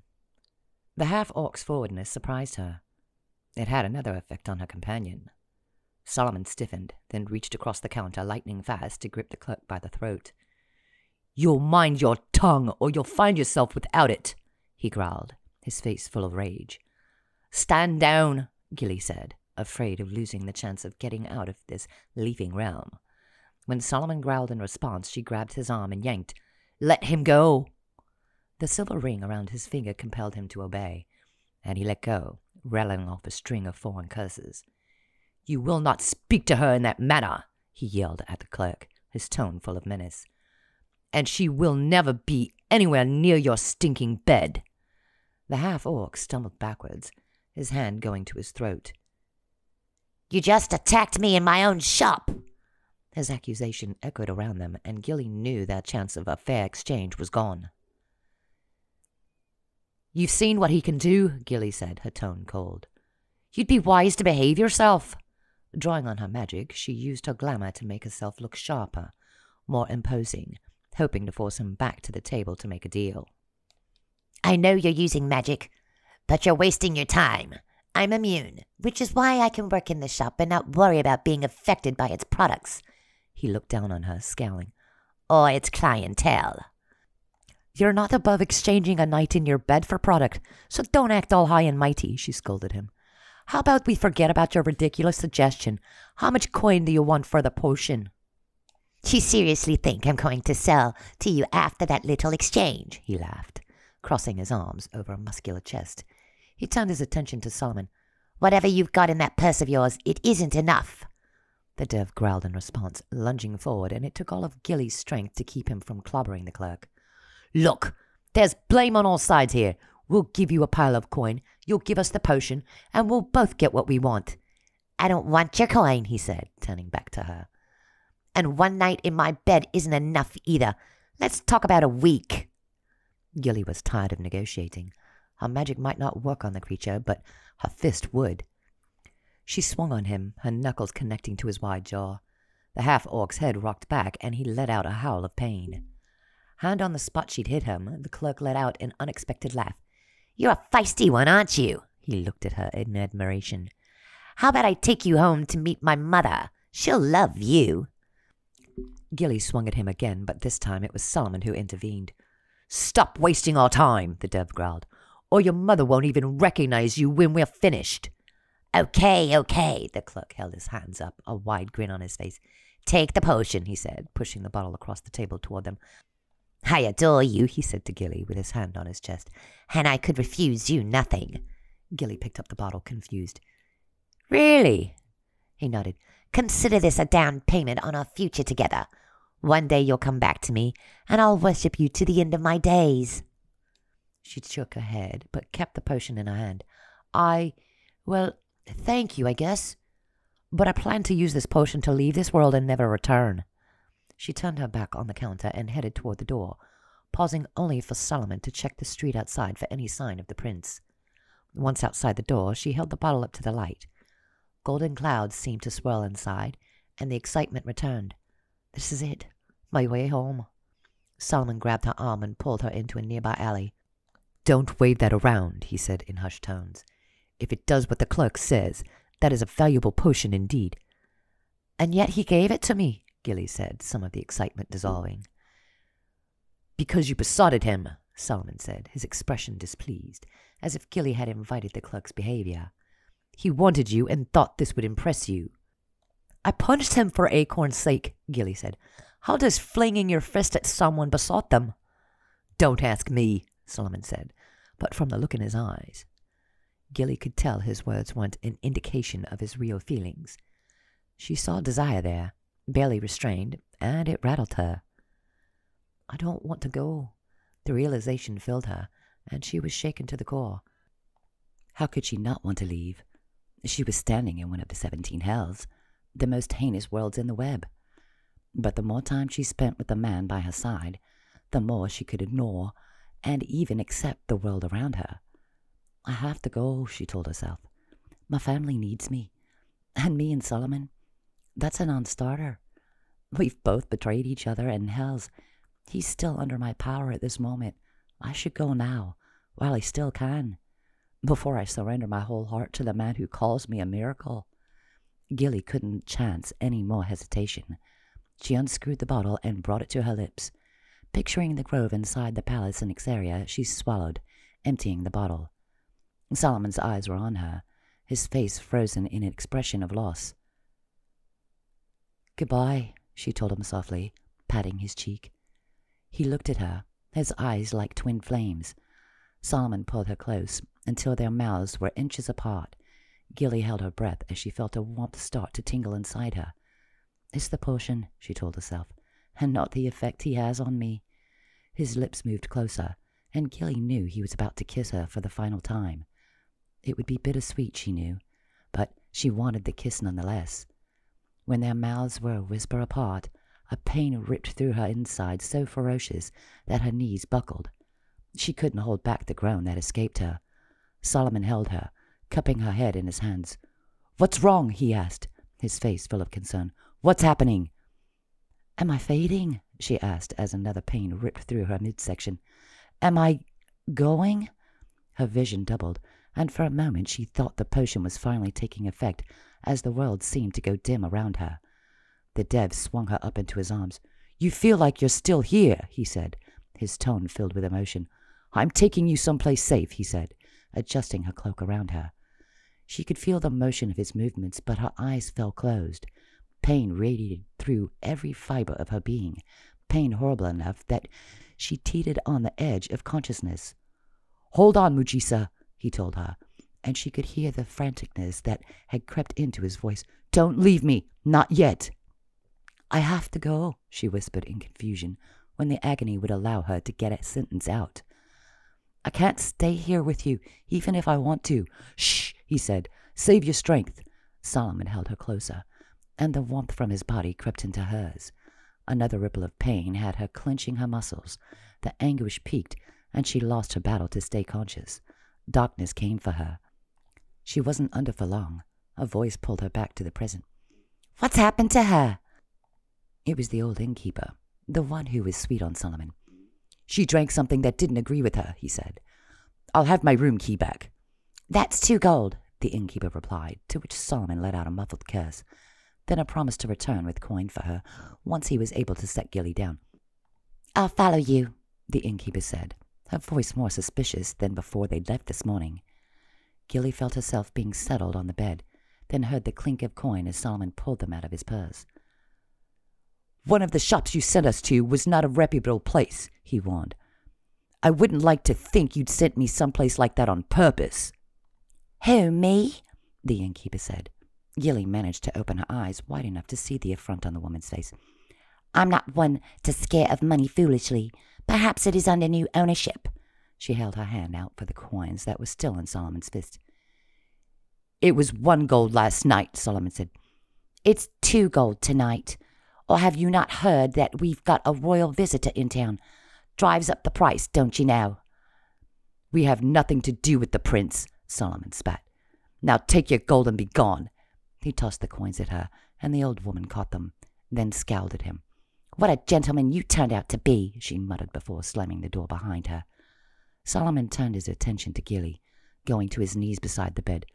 "You're awake," he said softly, brushing stray hair from her face. "Are you feeling any better?" Gilly shook her head, her stomach rolling. She pointed to the chamber pot, gesturing vigorously. Solomon managed to hand it to her a moment before vomit exploded from her mouth. She heaved over and over, emptying the contents of her stomach into the pot. It doesn't look like swirling golden clouds anymore, she noticed, grimacing. The liquid coming out of her was thick and black and burned like hellfire. Gilly spent the next few hours alternating between vomiting and crying from the pain. Solomon remained by her side, fetching water for her, cleaning her up, and treating her gently through the most painful moments of her existence. She clung to him, needing his presence to give her the strength to persevere. Hours later, the fog in her brain was starting to clear. She drank a little water and managed to keep it down. Falling back against the bed, Gilly let out a long breath. "The potion was a lie," she croaked at last. "I shouldn't have let you drink it," Solomon growled. "I'm going back to that shop and I'm going to pummel that half-orc into the ground. How dare he poison you?" Gilly shook her head.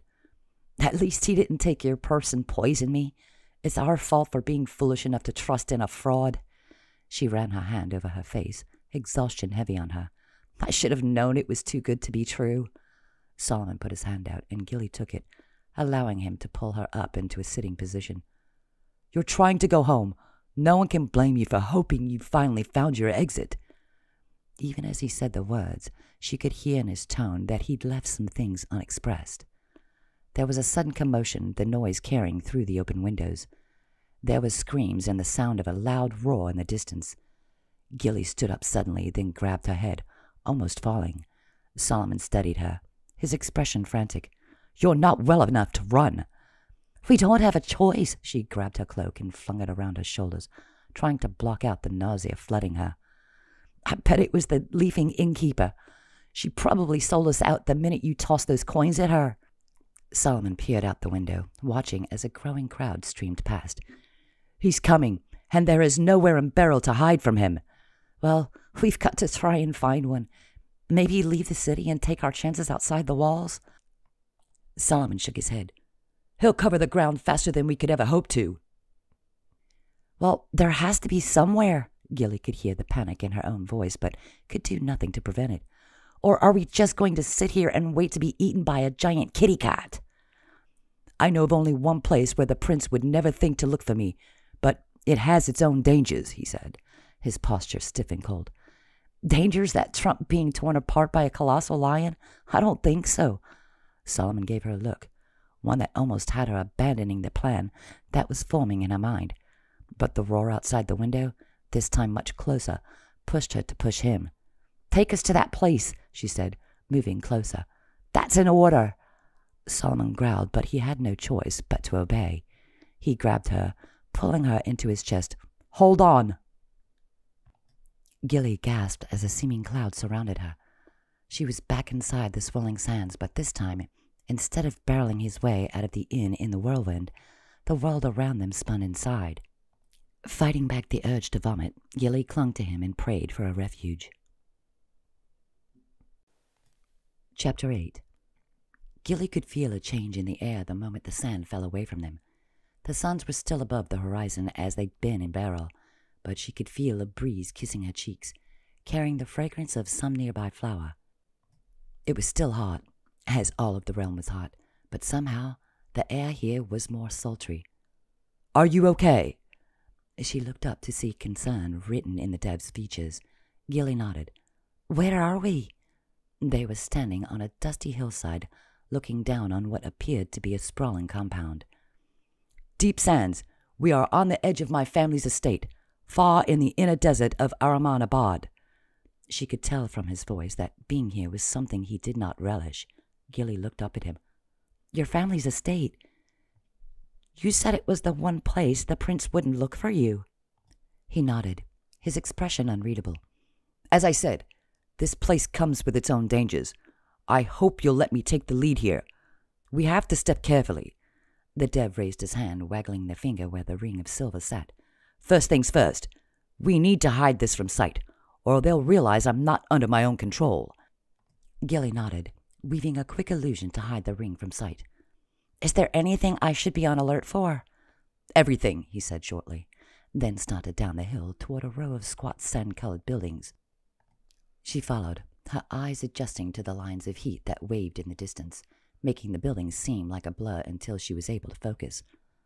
"He's on his family estate.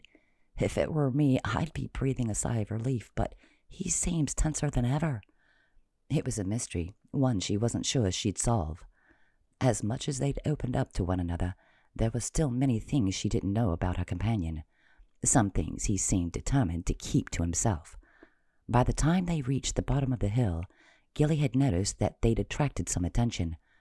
A figure was headed in their direction, white robes flowing around him. He held a tall walking stick, and his advanced age gave him a harmless air. She'd kept an eye on Solomon, trying to read the dev's reaction. From what she could tell, he didn't seem alarmed by the man. Gilly kept calm, assuming the danger Solomon had warned had not included the man approaching them. That calm lasted until he was about 10 feet away. Without warning, the figure elongated, swelling up to enormous size. His voice boomed out a sudden warning, making Gilly start. "Who goes there? All who enter this estate with evil intent will be smitten." "It's good to see you, Mace," Solomon called out, a hint of a smile on his face. The giant of a man froze, then as suddenly as he'd puffed up, he deflated until his size was the same as it had been a moment before. The white-robed man rushed forward, swooping Solomon up in an embrace. The old man let out a ragged laugh, joy broadcasting from his features. "You've come back," he said. "I knew it would happen one day." "This is Mace," Solomon said, ignoring the old man's words in favor of an introduction. "He's the resident sand wizard." The old man turned in Gilly's direction, chuckling.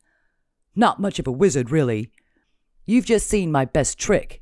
He looked over, his brow furrowing. "Who is your traveling companion, boy?" he asked, slapping Solomon's arm. "She's got an exotic look to her." "I'm Gilly," she told him with a nod. "I'm from off-world." "You'd have to be," Mace said simply.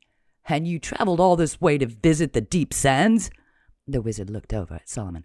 "Have you brought her home to seek a blessing? Do I sense a marriage in your future?" Gilly's eyes widened and flashed to Solomon, who gazed back at her, his expression unreadable. "How is my brother, Mace?" The old man's posture changed, his shoulders stooping.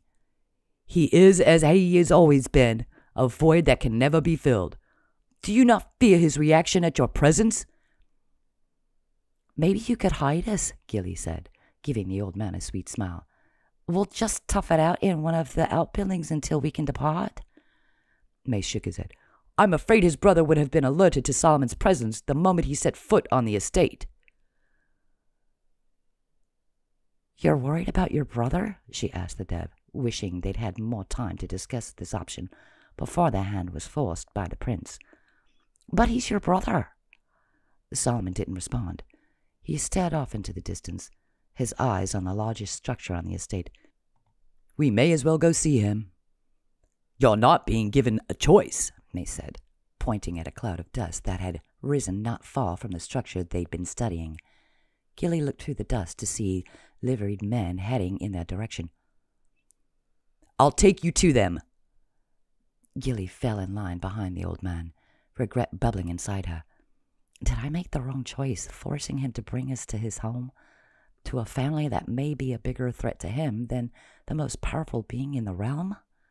They reached the band of muscular men in matching robes, black embroidered with red thread in the shape of a hammer. The lead guard locked eyes with Solomon. "The second son dares to return, I see." He then spit at Solomon's feet, sending a titter through his men. Mace stood in front of Solomon, his expression fierce. "You are speaking to a member of the house you serve. You will show respect, or I'll wipe the face off your head, literally." The end of his walking stick gave off a glow, and the smirk on the lead guard's face vanished. Mace pushed past the man, gesturing for Solomon and Gilly to follow him. The guards closed ranks around them as they walked, the large structure in the distance coming closer. She leaned in to hear the whispered conversation between the wizard and the prodigal's second son. "Your brother has gone down an increasingly dark path, especially of late. As a boy, he was selfish and entitled. He's cultivated those qualities to their peak, leaving him, for all intents and purposes, a psychopathic narcissist. All who oppose him suffer. Even those who obey him suffer." Solomon put a hand on the old man's shoulder. "Suffering is the only thing Saeed has ever been interested in other people's suffering, especially the ones closest to him. He never got over your birth and the recognition that he'd have to share his inheritance. He never liked to share." Solomon let out a soundless laugh. "That's the understatement of the century." He shook his head, and to Gilly it was as if a patina of defeat was already hanging over him. "If I had any choice, I would not have returned here." "What trouble are you in?" the old man asked, reading the situation from his expression.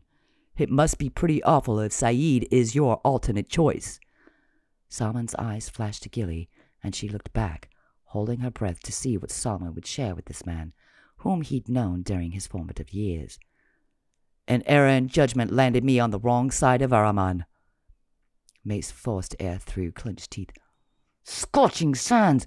When you make a mistake, you go big, don't you, boy?" Solomon didn't respond. Gilly could tell his entire focus was on the impending meeting with his estranged brother. She fought off the guilt that wanted to smother her, to remind her that she'd forced him to come here. She told herself that there were no other choices, but she'd done what she had to. But the truth was, he hadn't agreed. "I forced him here, took away his will and forced him. I'm just as bad as he is, maybe even worse. At least I wasn't compelled to obey him by magic. I still had free will, even if the iron muted my abilities. He's a slave in the most fundamental sense." Gilly felt the weight of her actions and struggled to maintain her movement. She wanted to fall to her knees, to let out a curse or a prayer or a scream to the uncaring heavens, but she knew it was a worthless gesture. "I've got to find a way to help him, to forge some sort of understanding between him and his brother. It's the least I can do." Still, she couldn't help noting they were surrounded by soldiers. Not a strong way to start, she told herself. But we've been up against long odds before. She would make this up to him, earn his forgiveness, save the man I love, and hopefully myself in the process. Now that the thought was out, echoing around her brain, Gilly felt a sense of relief. She'd admitted her feelings for Solomon, to herself at least, and suddenly the weight she was carrying felt a little lighter. That relief lasted until the doors of the largest building on the estate opened, and she stepped into the darkness inside. Chapter 9. The smell struck her first. Her eyes adjusted to the dim interior, but her stomach revolted. Gilly covered her mouth with her hand, moving forward with the rest of the group, down a dry hallway with the floor so covered in filth, at first she thought they were made of dirt. But she could make out patches of stone that weren't as soiled, leading to the realization that the estate's manor house was a gloomy mess. This is nothing like Solomon's true home, she noted. It had been a lush place, covered in expensive ornaments and as clean as her own modest abode. Instead of luxury items and tasteful decoration, the family home was littered by trash and scrawled with crude hand-drawn graffiti that was the opposite of tasteful. How could a boy have grown up in this environment, she wondered. It would have been horrible surrounded by refuse, with only hungry dogs to play with. Gilly grieved for Solomon's childhood, then considered that the changes may have happened after his departure. That could make this even worse, she realized, having to return to a place that was once a paradise only to see it squandered and left to rot. She couldn't be certain if there was a former glory of this place or not, but in either case, she was certain of one thing. Solomon must be suffering right now. Gilly glanced in his direction and noticed that his features were as hard as stone. At a harsh bark, she turned away to find a skinny dog, hackles raised, growling at her from the doorway to a darkened room. She saw two others slinking past through the rubbish before they reached what resembled a dining hall. Or at least it smells like rotting food. There were several large wooden tables standing empty, leading to a double-sized table laden with food, but only one person occupied a seat. That person looked enough like Solomon to throw her for a moment, but it only took a second to start observing the differences between them. For one, he's nowhere near as handsome, and he's not as fit as his younger brother, although he is as large or larger. Solomon's strong jaw had turned to jowls on his brother, and the comparison she'd seen in Solomon's features many times would seemed foreign on the calculating face of the man at the table. His eyes lifted, and Gilly saw they were filled with a feral intelligence that reminded her of the wild boars on her world. Those eyes lit up at the sight of Solomon. "Well, look who's here," he said, wiping the grease off his face with his arm. "It's Shirk, come home to face what's always been waiting for him." The Saeed's voice was deeper than his brother's, more guttural. It sent a chill down her back. She inched closer to Solomon, who was vibrating with tension.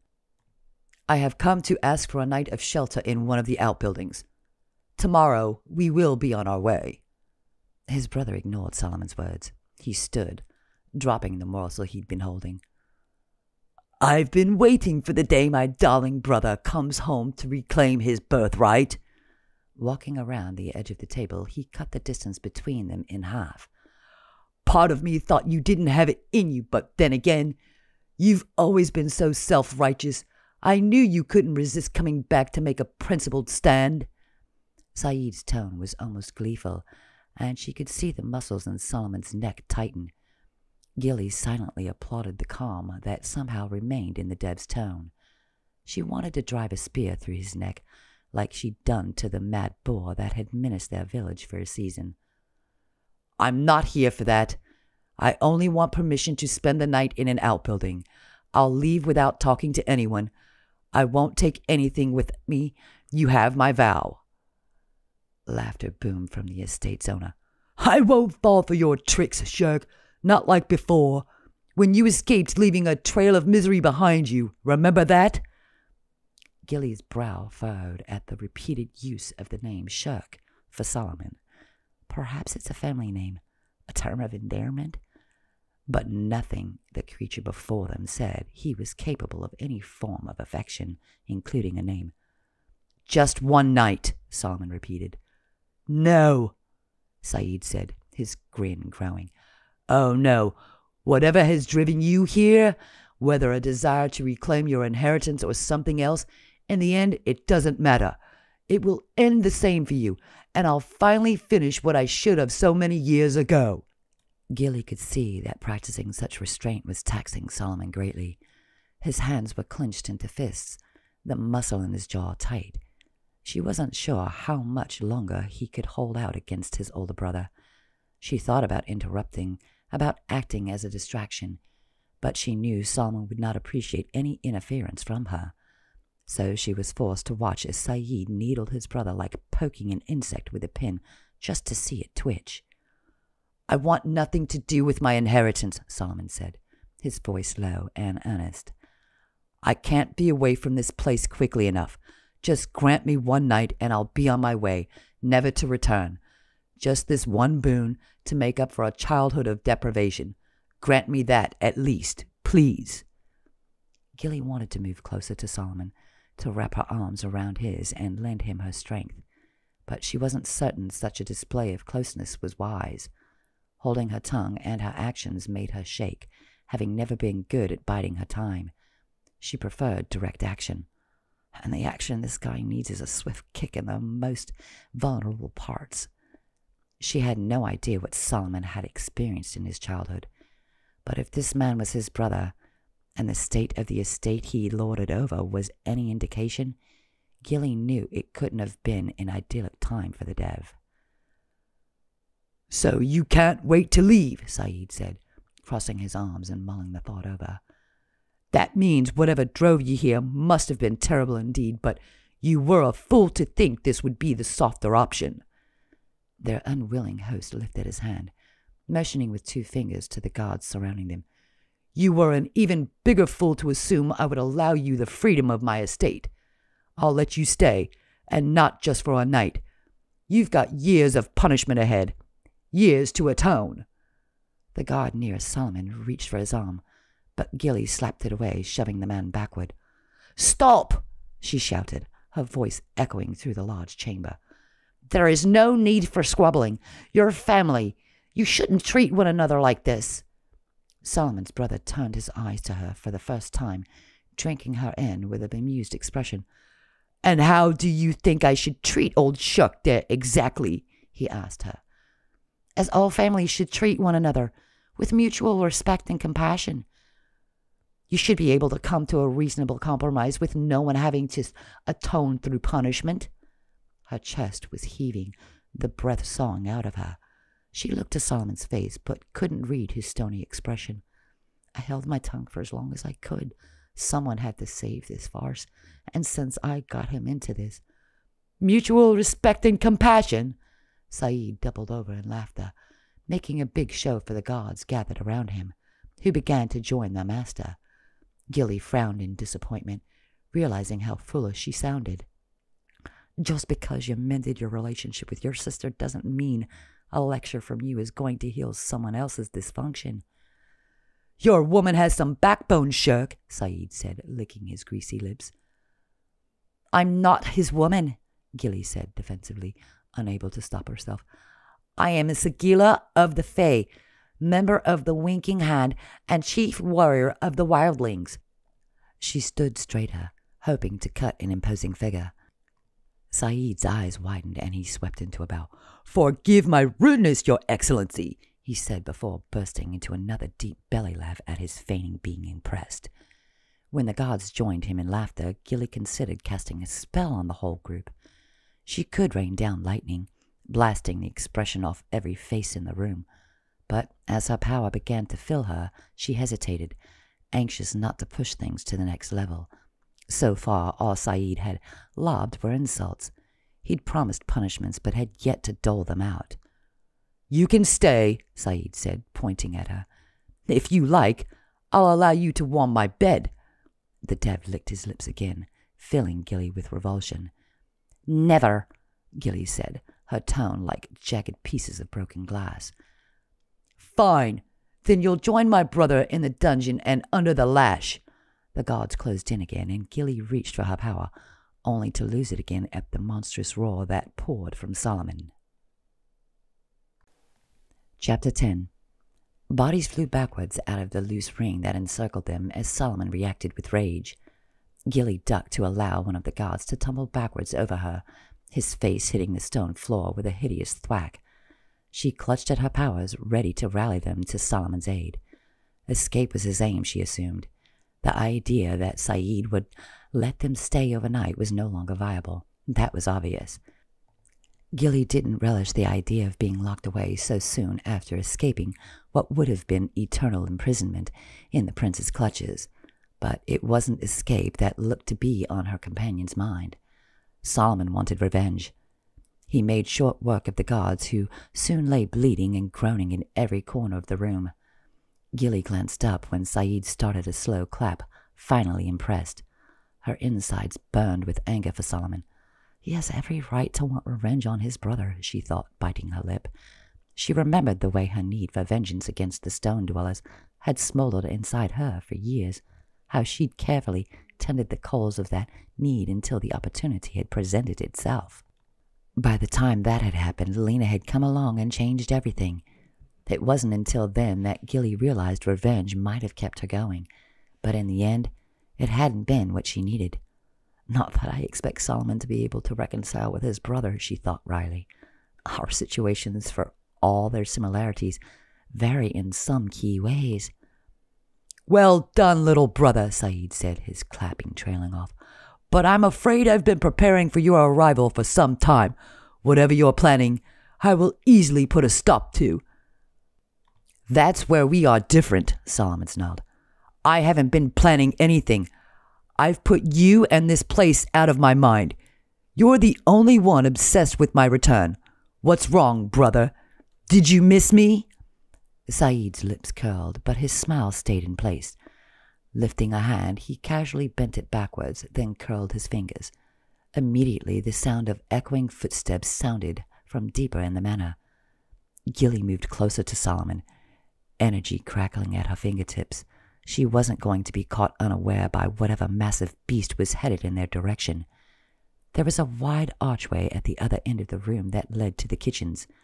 Gilly could see the staff inside scrambling before they disappeared from view, to be replaced by a pair of massive legs. She could only see up to the waist of the creature until it ducked down to propel its huge body through the archway and into the dining hall.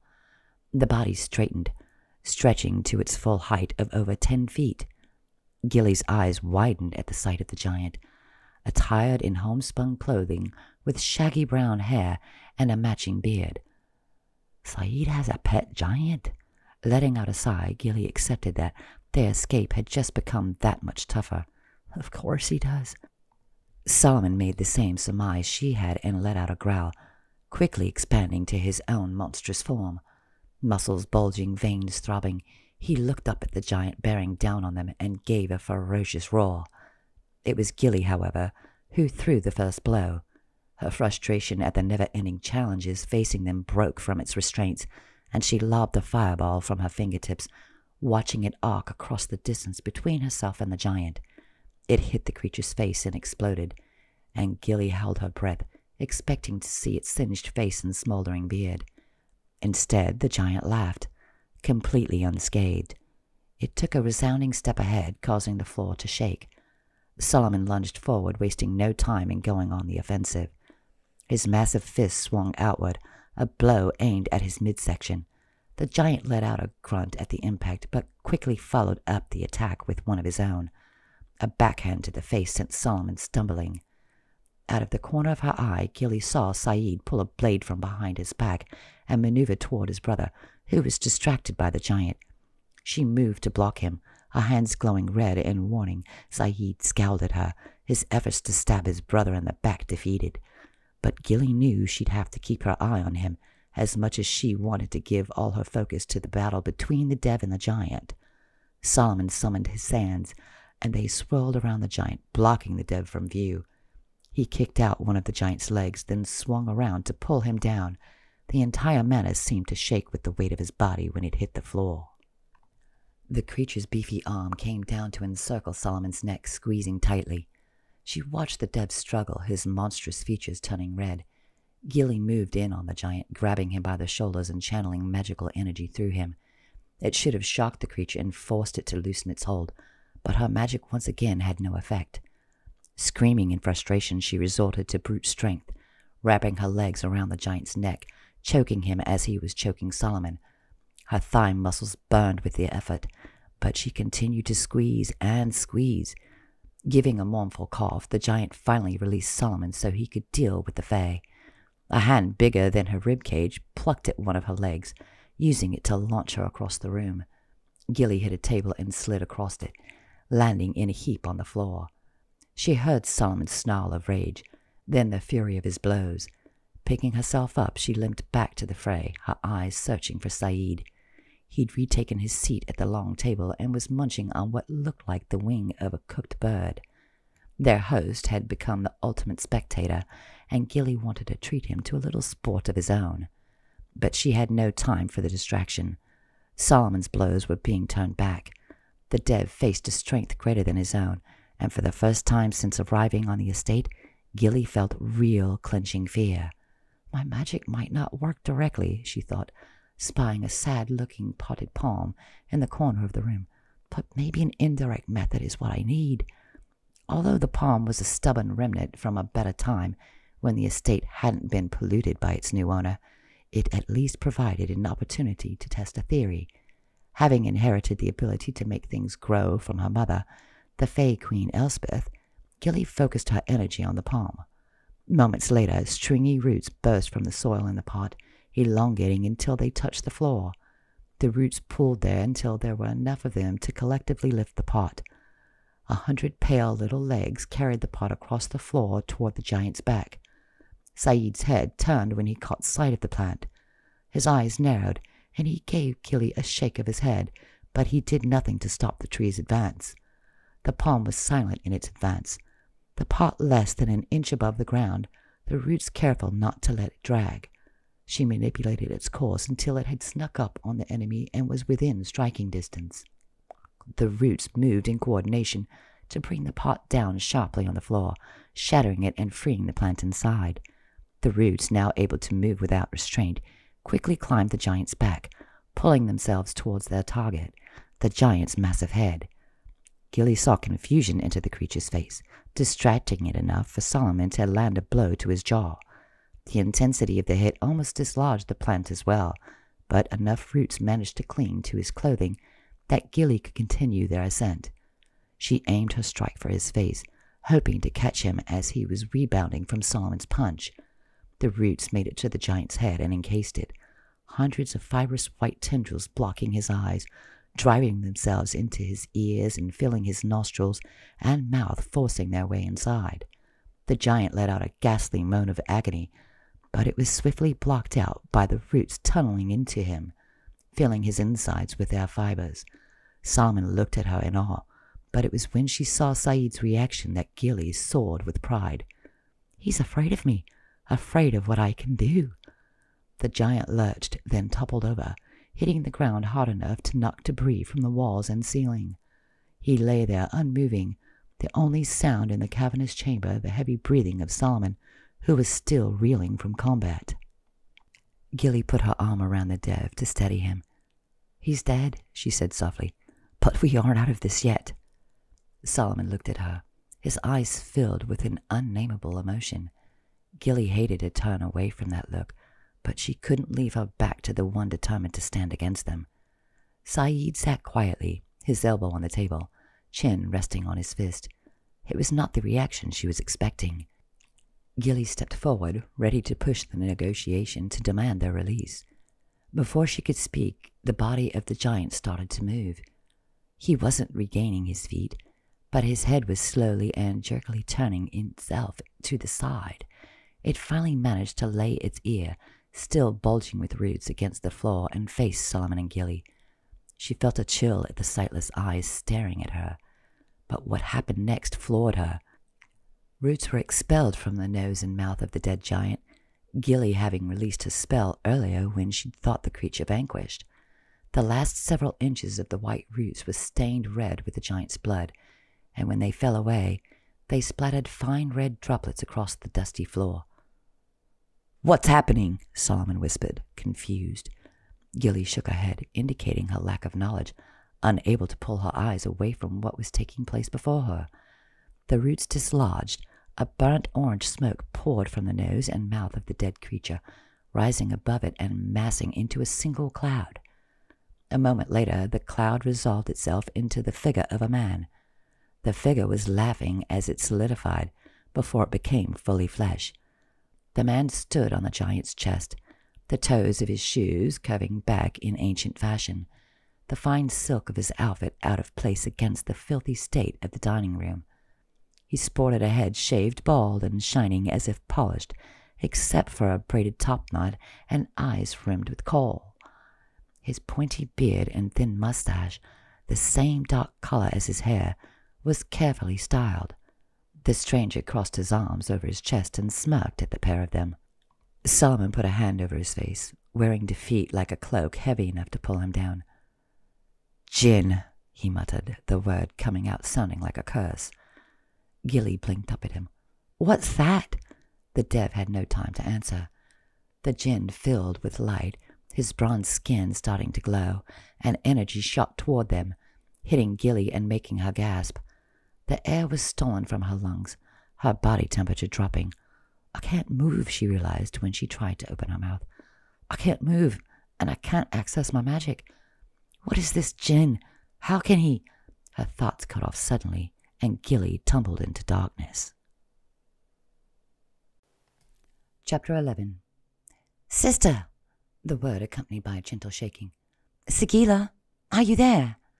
Another shake, this one less gentle, had Gilly cracking an eye. Lena's face broke into an expression of relief. "I didn't think it was possible to sleep within a dream. Count on you to figure out how to do the impossible." "Asleep?" Gilly started suddenly, pulling herself into a standing position. She looked around her, realizing she was back in the palace grove, the same place she'd met her sister in her dream the last time she'd slept. Looking at the spot where she'd been slumped against a tree trunk, she shook her head. "I don't remember going to sleep. Something is wrong here." "What's happened?" Her twin's voice was full of concern. "Where are you? Still on the run from the prince?" Her brow furrowed. "Yes, no, in a manner of speaking." She remembered convincing Solomon to take them somewhere, then landing on the Deep Sands estate. Details flooded her mind, and she let out a groan. We're on Solomon's estate. The prince wouldn't think to look for him there, since he's been feuding with his older brother and avoiding the place, with good reason. Saeed is an acorn hoarder if I've ever seen one. Lena gasped at her use of the Fae curse word. Are you safe, minus the Saeed situation? Not exactly. You see, he has a djinn masquerading as a giant, and he just cast a spell of some sort, and then you were waking me up here. What's a djinn? Lena was confused. It sounds like it's something I'm not going to like. Your guess is as good as mine. It's some sort of magical being, the kind that packs a wallop when his spell hits you. Gilly shuddered. His magic is powerful. I'm afraid what I'm going to wake up to, if I wake up at all. Frowning, Lena fiddled with a lock of hair. We haven't had much luck finding a method of transport to Paranormalbooks, she said softly. Mother is pressuring Lyra to let her accompany us, but he's still worried about leaving a power void that might attract off-world ne'er-do-wells like Rashawn and Willa to our realm. What about the pink powder? Can't we find some more?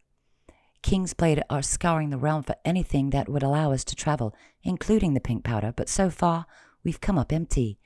As you told me yourself, the flower the powder came from only blooms once a century. I know, Gilly said, her hands cupping the sides of her face. I'm just desperate. While we might have thrown the prince off our trail for now, the situation in Deep Sands isn't much better. She let out a long breath, her shoulders slumping. I just want to come home. Lena approached, arms open wide for an embrace Gilly wanted badly. But before her sister could touch her, she could feel herself being dragged away, back to the waking world. Her stomach dipped, nausea filled her, and suddenly every ache and wound that the dream had hidden came roaring back, making her groan in pain. Her eyes opened, and for a moment she couldn't tell the difference. The room was dark, and it would take her eyes several moments to adjust. She wasn't alone, though. That she could tell from the sound of breathing. "You're awake," Solomon said, and she swiveled in his direction. From his voice she could tell they were in a tight space together, and he was likely close enough to touch. Gilly pulled herself into a seated position, shifting until her back was against the wall. When she tried to stretch her legs out entirely in front of her, she was stopped by the wall across from her. She bent her legs instead. If I can't stretch out entirely, then Solomon is probably more uncomfortable than I am. Gilly realized he must have positioned himself in a way that would allow her to lie on the floor and stretch out. The chamber must be longer than it is wide. His sacrifice warmed her insides, but when he spoke again, the chill in his tone reversed the thaw. "I considered entering your dream, using my talent to plague you with nightmares." His voice was weary, but there was a thread of anger that still vibrated within it. "If you hadn't forced us to come here, we wouldn't be locked in my brother's dungeon awaiting his punishment." Part of her wanted to snipe back at him, but she held her tongue, instead taking a few breaths to calm her temper. "I didn't know where you'd be bringing us. If I had any other option, I wouldn't have made you do it. But we were out of options." She blinked into the dimness, her eyes starting to adjust, to pick up the little points of light that was seeping into the chamber. They were fewer than the ones she'd counted on when Willa had kept her in chains in the small shack outside the exchange, which told Gilly that they were likely underground. Still, no chamber was perfectly dark. Light always found a way in. I should remember that. The notion helped to focus her. "I'll use my magic," she told him, confidence filling her. "There has to be an exit, which means there's probably a lock." "You don't understand yet where you are." She could see his form now, vaguely. His arms circled his legs, which were bent at the knee and pulled in tight. He was resting his back against the wall, his head bent. "This is Deep Sands, my family estate. Our blood is in the land here, and the land responds. We have dominion over our domains like the prince does his, in a more limited fashion." "So what? My magic won't work here?" "It won't. Not in the dungeon. It is shielded by ancient magic, and only the master of the estate says when that door opens, your magic will be powerless." The heaviness in his tone told Gilly he was speaking the truth. Her spirit sank, and she could feel the weight of helplessness straddling her, its stinking breath blowing in her face. "No, I'm not giving up. Not yet. As much as I may want to, that's not what I do." "What was that creature? The one who cast the spell that landed us in here. She hoped the change of subject might turn their conversation in a more constructive direction, and if it helps to calm him down, that would be a bonus. Ah, yes, the djinn, Solomon answered, his tone turning sarcastic. Only one of the most powerful beings, blessed with magical ability that might even exceed your own races. He lifted a hand and began to tick off his fingers to the list he rattled off. For one, they can go invisible. Completely unseeable. Not a disguise, not blending in with shadows. Invisible. Then there's the possession issue to contend with. Possession, right? Gilly nodded her head. So that's what happened with the giant. Correct. The djinn possessed the giant, but once you killed it with the palm, there was no point in hanging around in all that dead flesh. He moved on to another finger. They can become immaterial, not just invisible, but formless, which means your attacks can go through them without causing damage. This thing is sounding more and more unkillable. So you can't take one out by damaging their physical body. Solomon hesitated. That isn't exactly true. There are stories of jinn who have died in combat or through wounds to their corporeal bodies. Perhaps they can be caught off guard before they have time to go immaterial. Thank goodness for small favors, Gilly grumbled. Then there are a host of other abilities, levitation, teleportation, and their legendary ability to grant wishes. Everyone talks about that power, but few stories of it actually happening exist. His hands dropped and his head drooped against the wall. I wouldn't count on coming out the victor in a fight against a djinn. Hopelessness was writ large in the lines of his body. Her heart ached for this strong, vital man who had ended up in this dungeon because of her actions. She wanted to go to him, to put her arms around him, but she wasn't sure of his reaction, and it would hurt too much to be pushed away. I can't for the life of me figure out what my brother could have offered this djinn to convince it to serve him, Solomon said, blowing out a heavy breath. You sometimes find a djinn in service to kings and princes out of choice, but to serve a petty lord like Saeed by choice is a highly unusual outcome. Why would anyone choose to serve your brother? Gilly said. He doesn't exactly keep a lavish estate, and I doubt his winning personality is what convinced the djinn either. Exactly my point. There are whispers of taking djinn by force, but to pull something like that off has to be beyond my brother. He's brutal, conniving, and mean, but he's never been particularly intelligent, and his attention span is as short as a rainstorm in the desert. None of this news is going to help us in our quest to leave the realm, Gilly replied, her tone modulated to refocus his attention on escape instead of brooding on the negatives in their situation. There has to be some way for us to get away from here. His reply was hard. Your quest, not ours. You're the one desperate to leave. This world is my home. He hesitated, then turned his head away and lowered his voice. Besides, it certainly wasn't our quest when you hurried to pour that poison down your throat to get off-world. Even though it nearly killed you, I guess staying here is a fate worse than death. Gilly froze, her breath catching in her throat. Emotions tumbled around her insides, but the words to express them were absent. Silence stretched between them until it was impossible to speak. He wasn't wrong in his observation. She told him goodbye in that alley in Beryl, then prepared herself to return to the Fae Realm. Only the barest thoughts of what might happen to him after she'd left had crossed her mind. She's been focused only on her own needs. I didn't stop to wonder what would happen to Solomon when I was gone. How he'd evade the prince, how the silver might continue to affect him. I only saw my opportunity to get home. How selfish can a Fae be? Gilly bent her knees and rested her head against them. Shame burned her, consuming the optimism she'd been stubbornly clinging to. Maybe I deserve to be here. Whatever punishment Saeed is dreaming up for me is entirely justified. When Solomon was her captor, it had been easy for Gilly to focus solely on herself. He was the enemy. A likable one, sure, but still he was the force that was working against her own plans. But once she'd slipped the silver ring on his finger, things changed. What is my duty to him? What do I owe the man under my control?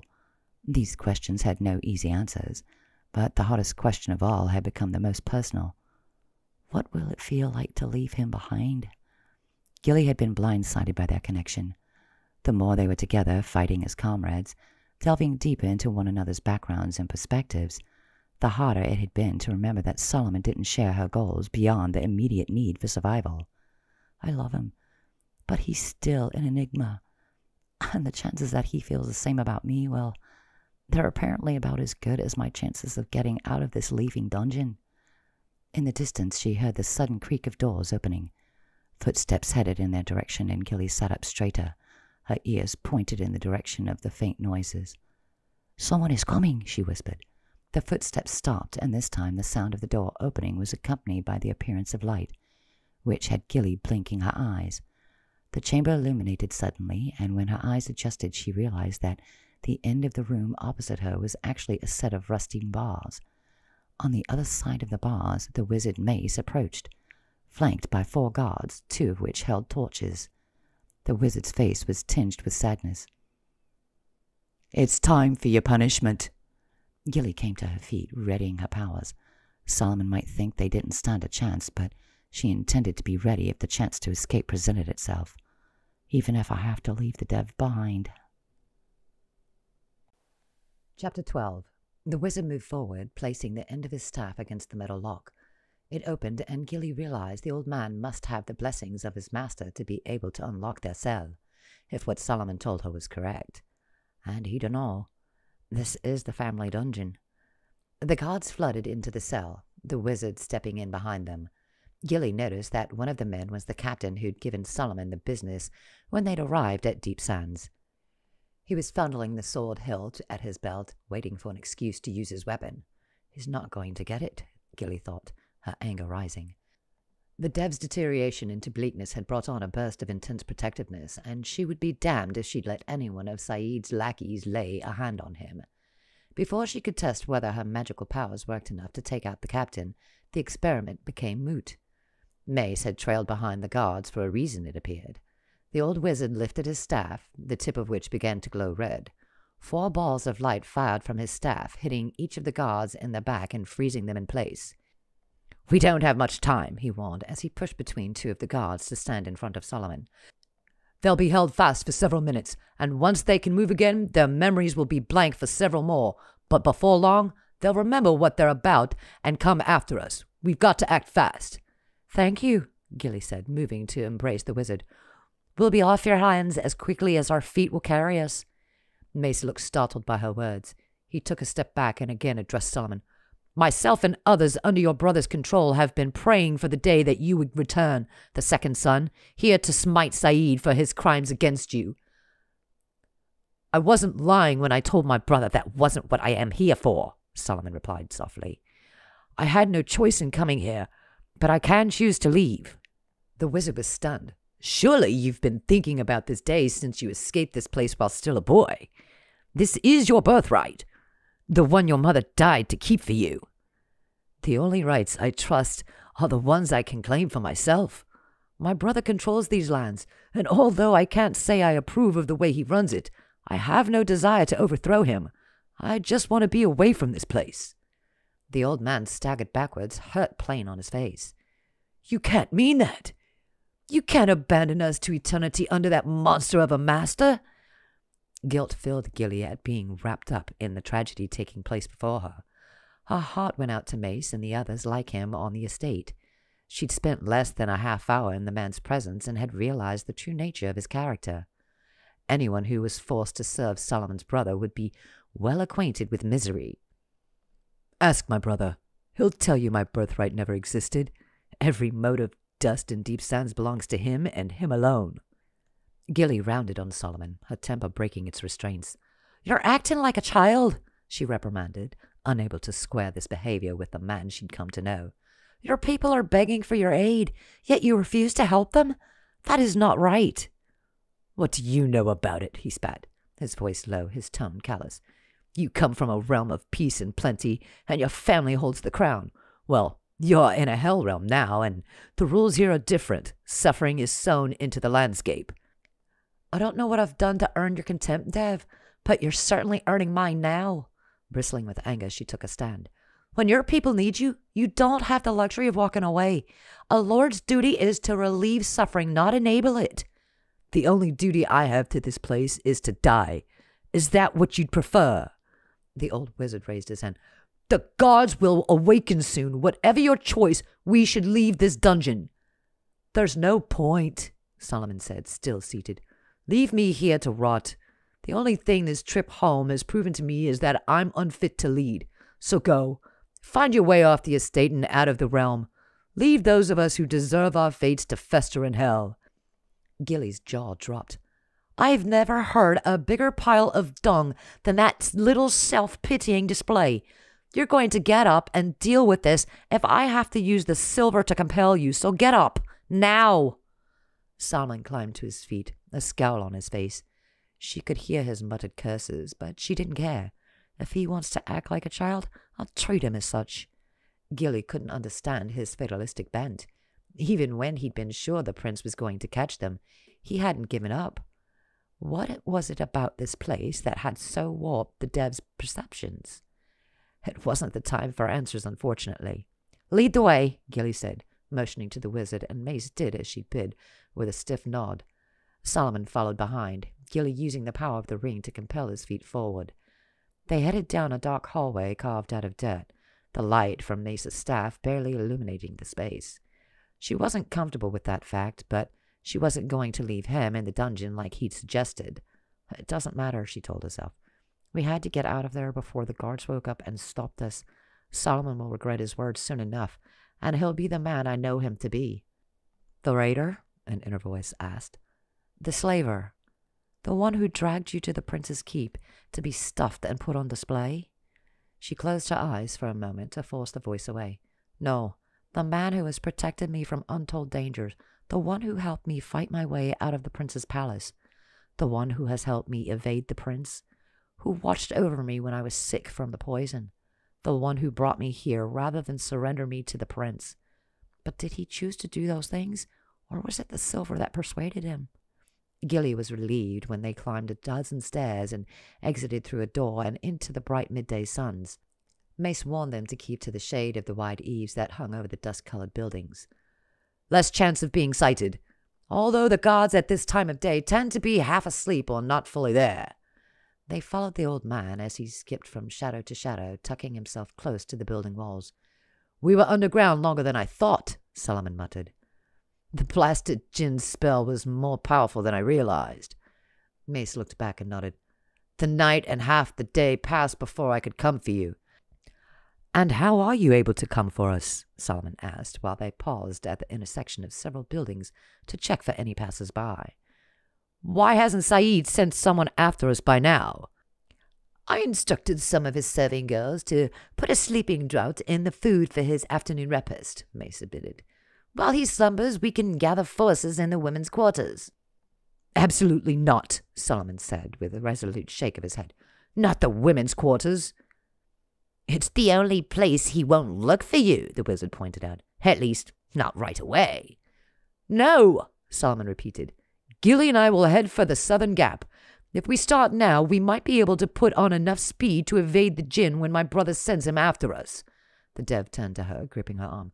It's now or never. We need to run as quickly as we can away from this place. This is the opportunity you've been waiting for. Escape. Gilly breathed heavily. She could see that the dev was frantic, even if she didn't fully understand why. Now was their chance at escape. Her eyes flicked to the wizard, who was watching them both, yellow front teeth biting down deeply on his lip. Fear was written into every line of his body. Fear that I'll take Solomon with me, and they'll be cursed to spend the rest of their existence under his brother. She shook her head. It makes more sense to stay here. We depose your brother, and you've got a base of operations that we can use to figure out how to get off-world and away from the prince. This isn't a negotiation, Mujisa, he said angrily. We have to go now. There is no guarantee we can defeat Saeed and his djinn if we stay. I'm sorry, she said softly, putting her hand on his where it rested on her arm. He dropped the contact, his face stony. Take us to the women's quarters, she told Mace. Gilly saw the wizard let out a sigh of relief. Then he motioned them forward. A few minutes later, they arrived at a long and low building with few windows. I disposed of the guards before I came to get you, Mace told them, opening the door and holding it for them to pass through. Gilly blinked into the dimness, noting mouldering decor that had seen better days. It would be beautiful if it hadn't been left to rot. Solomon was like a statue, and she had to pour power through the silver ring to force him into the building. Every step was a struggle, the dev fighting her, but Gilly refused to give up on him.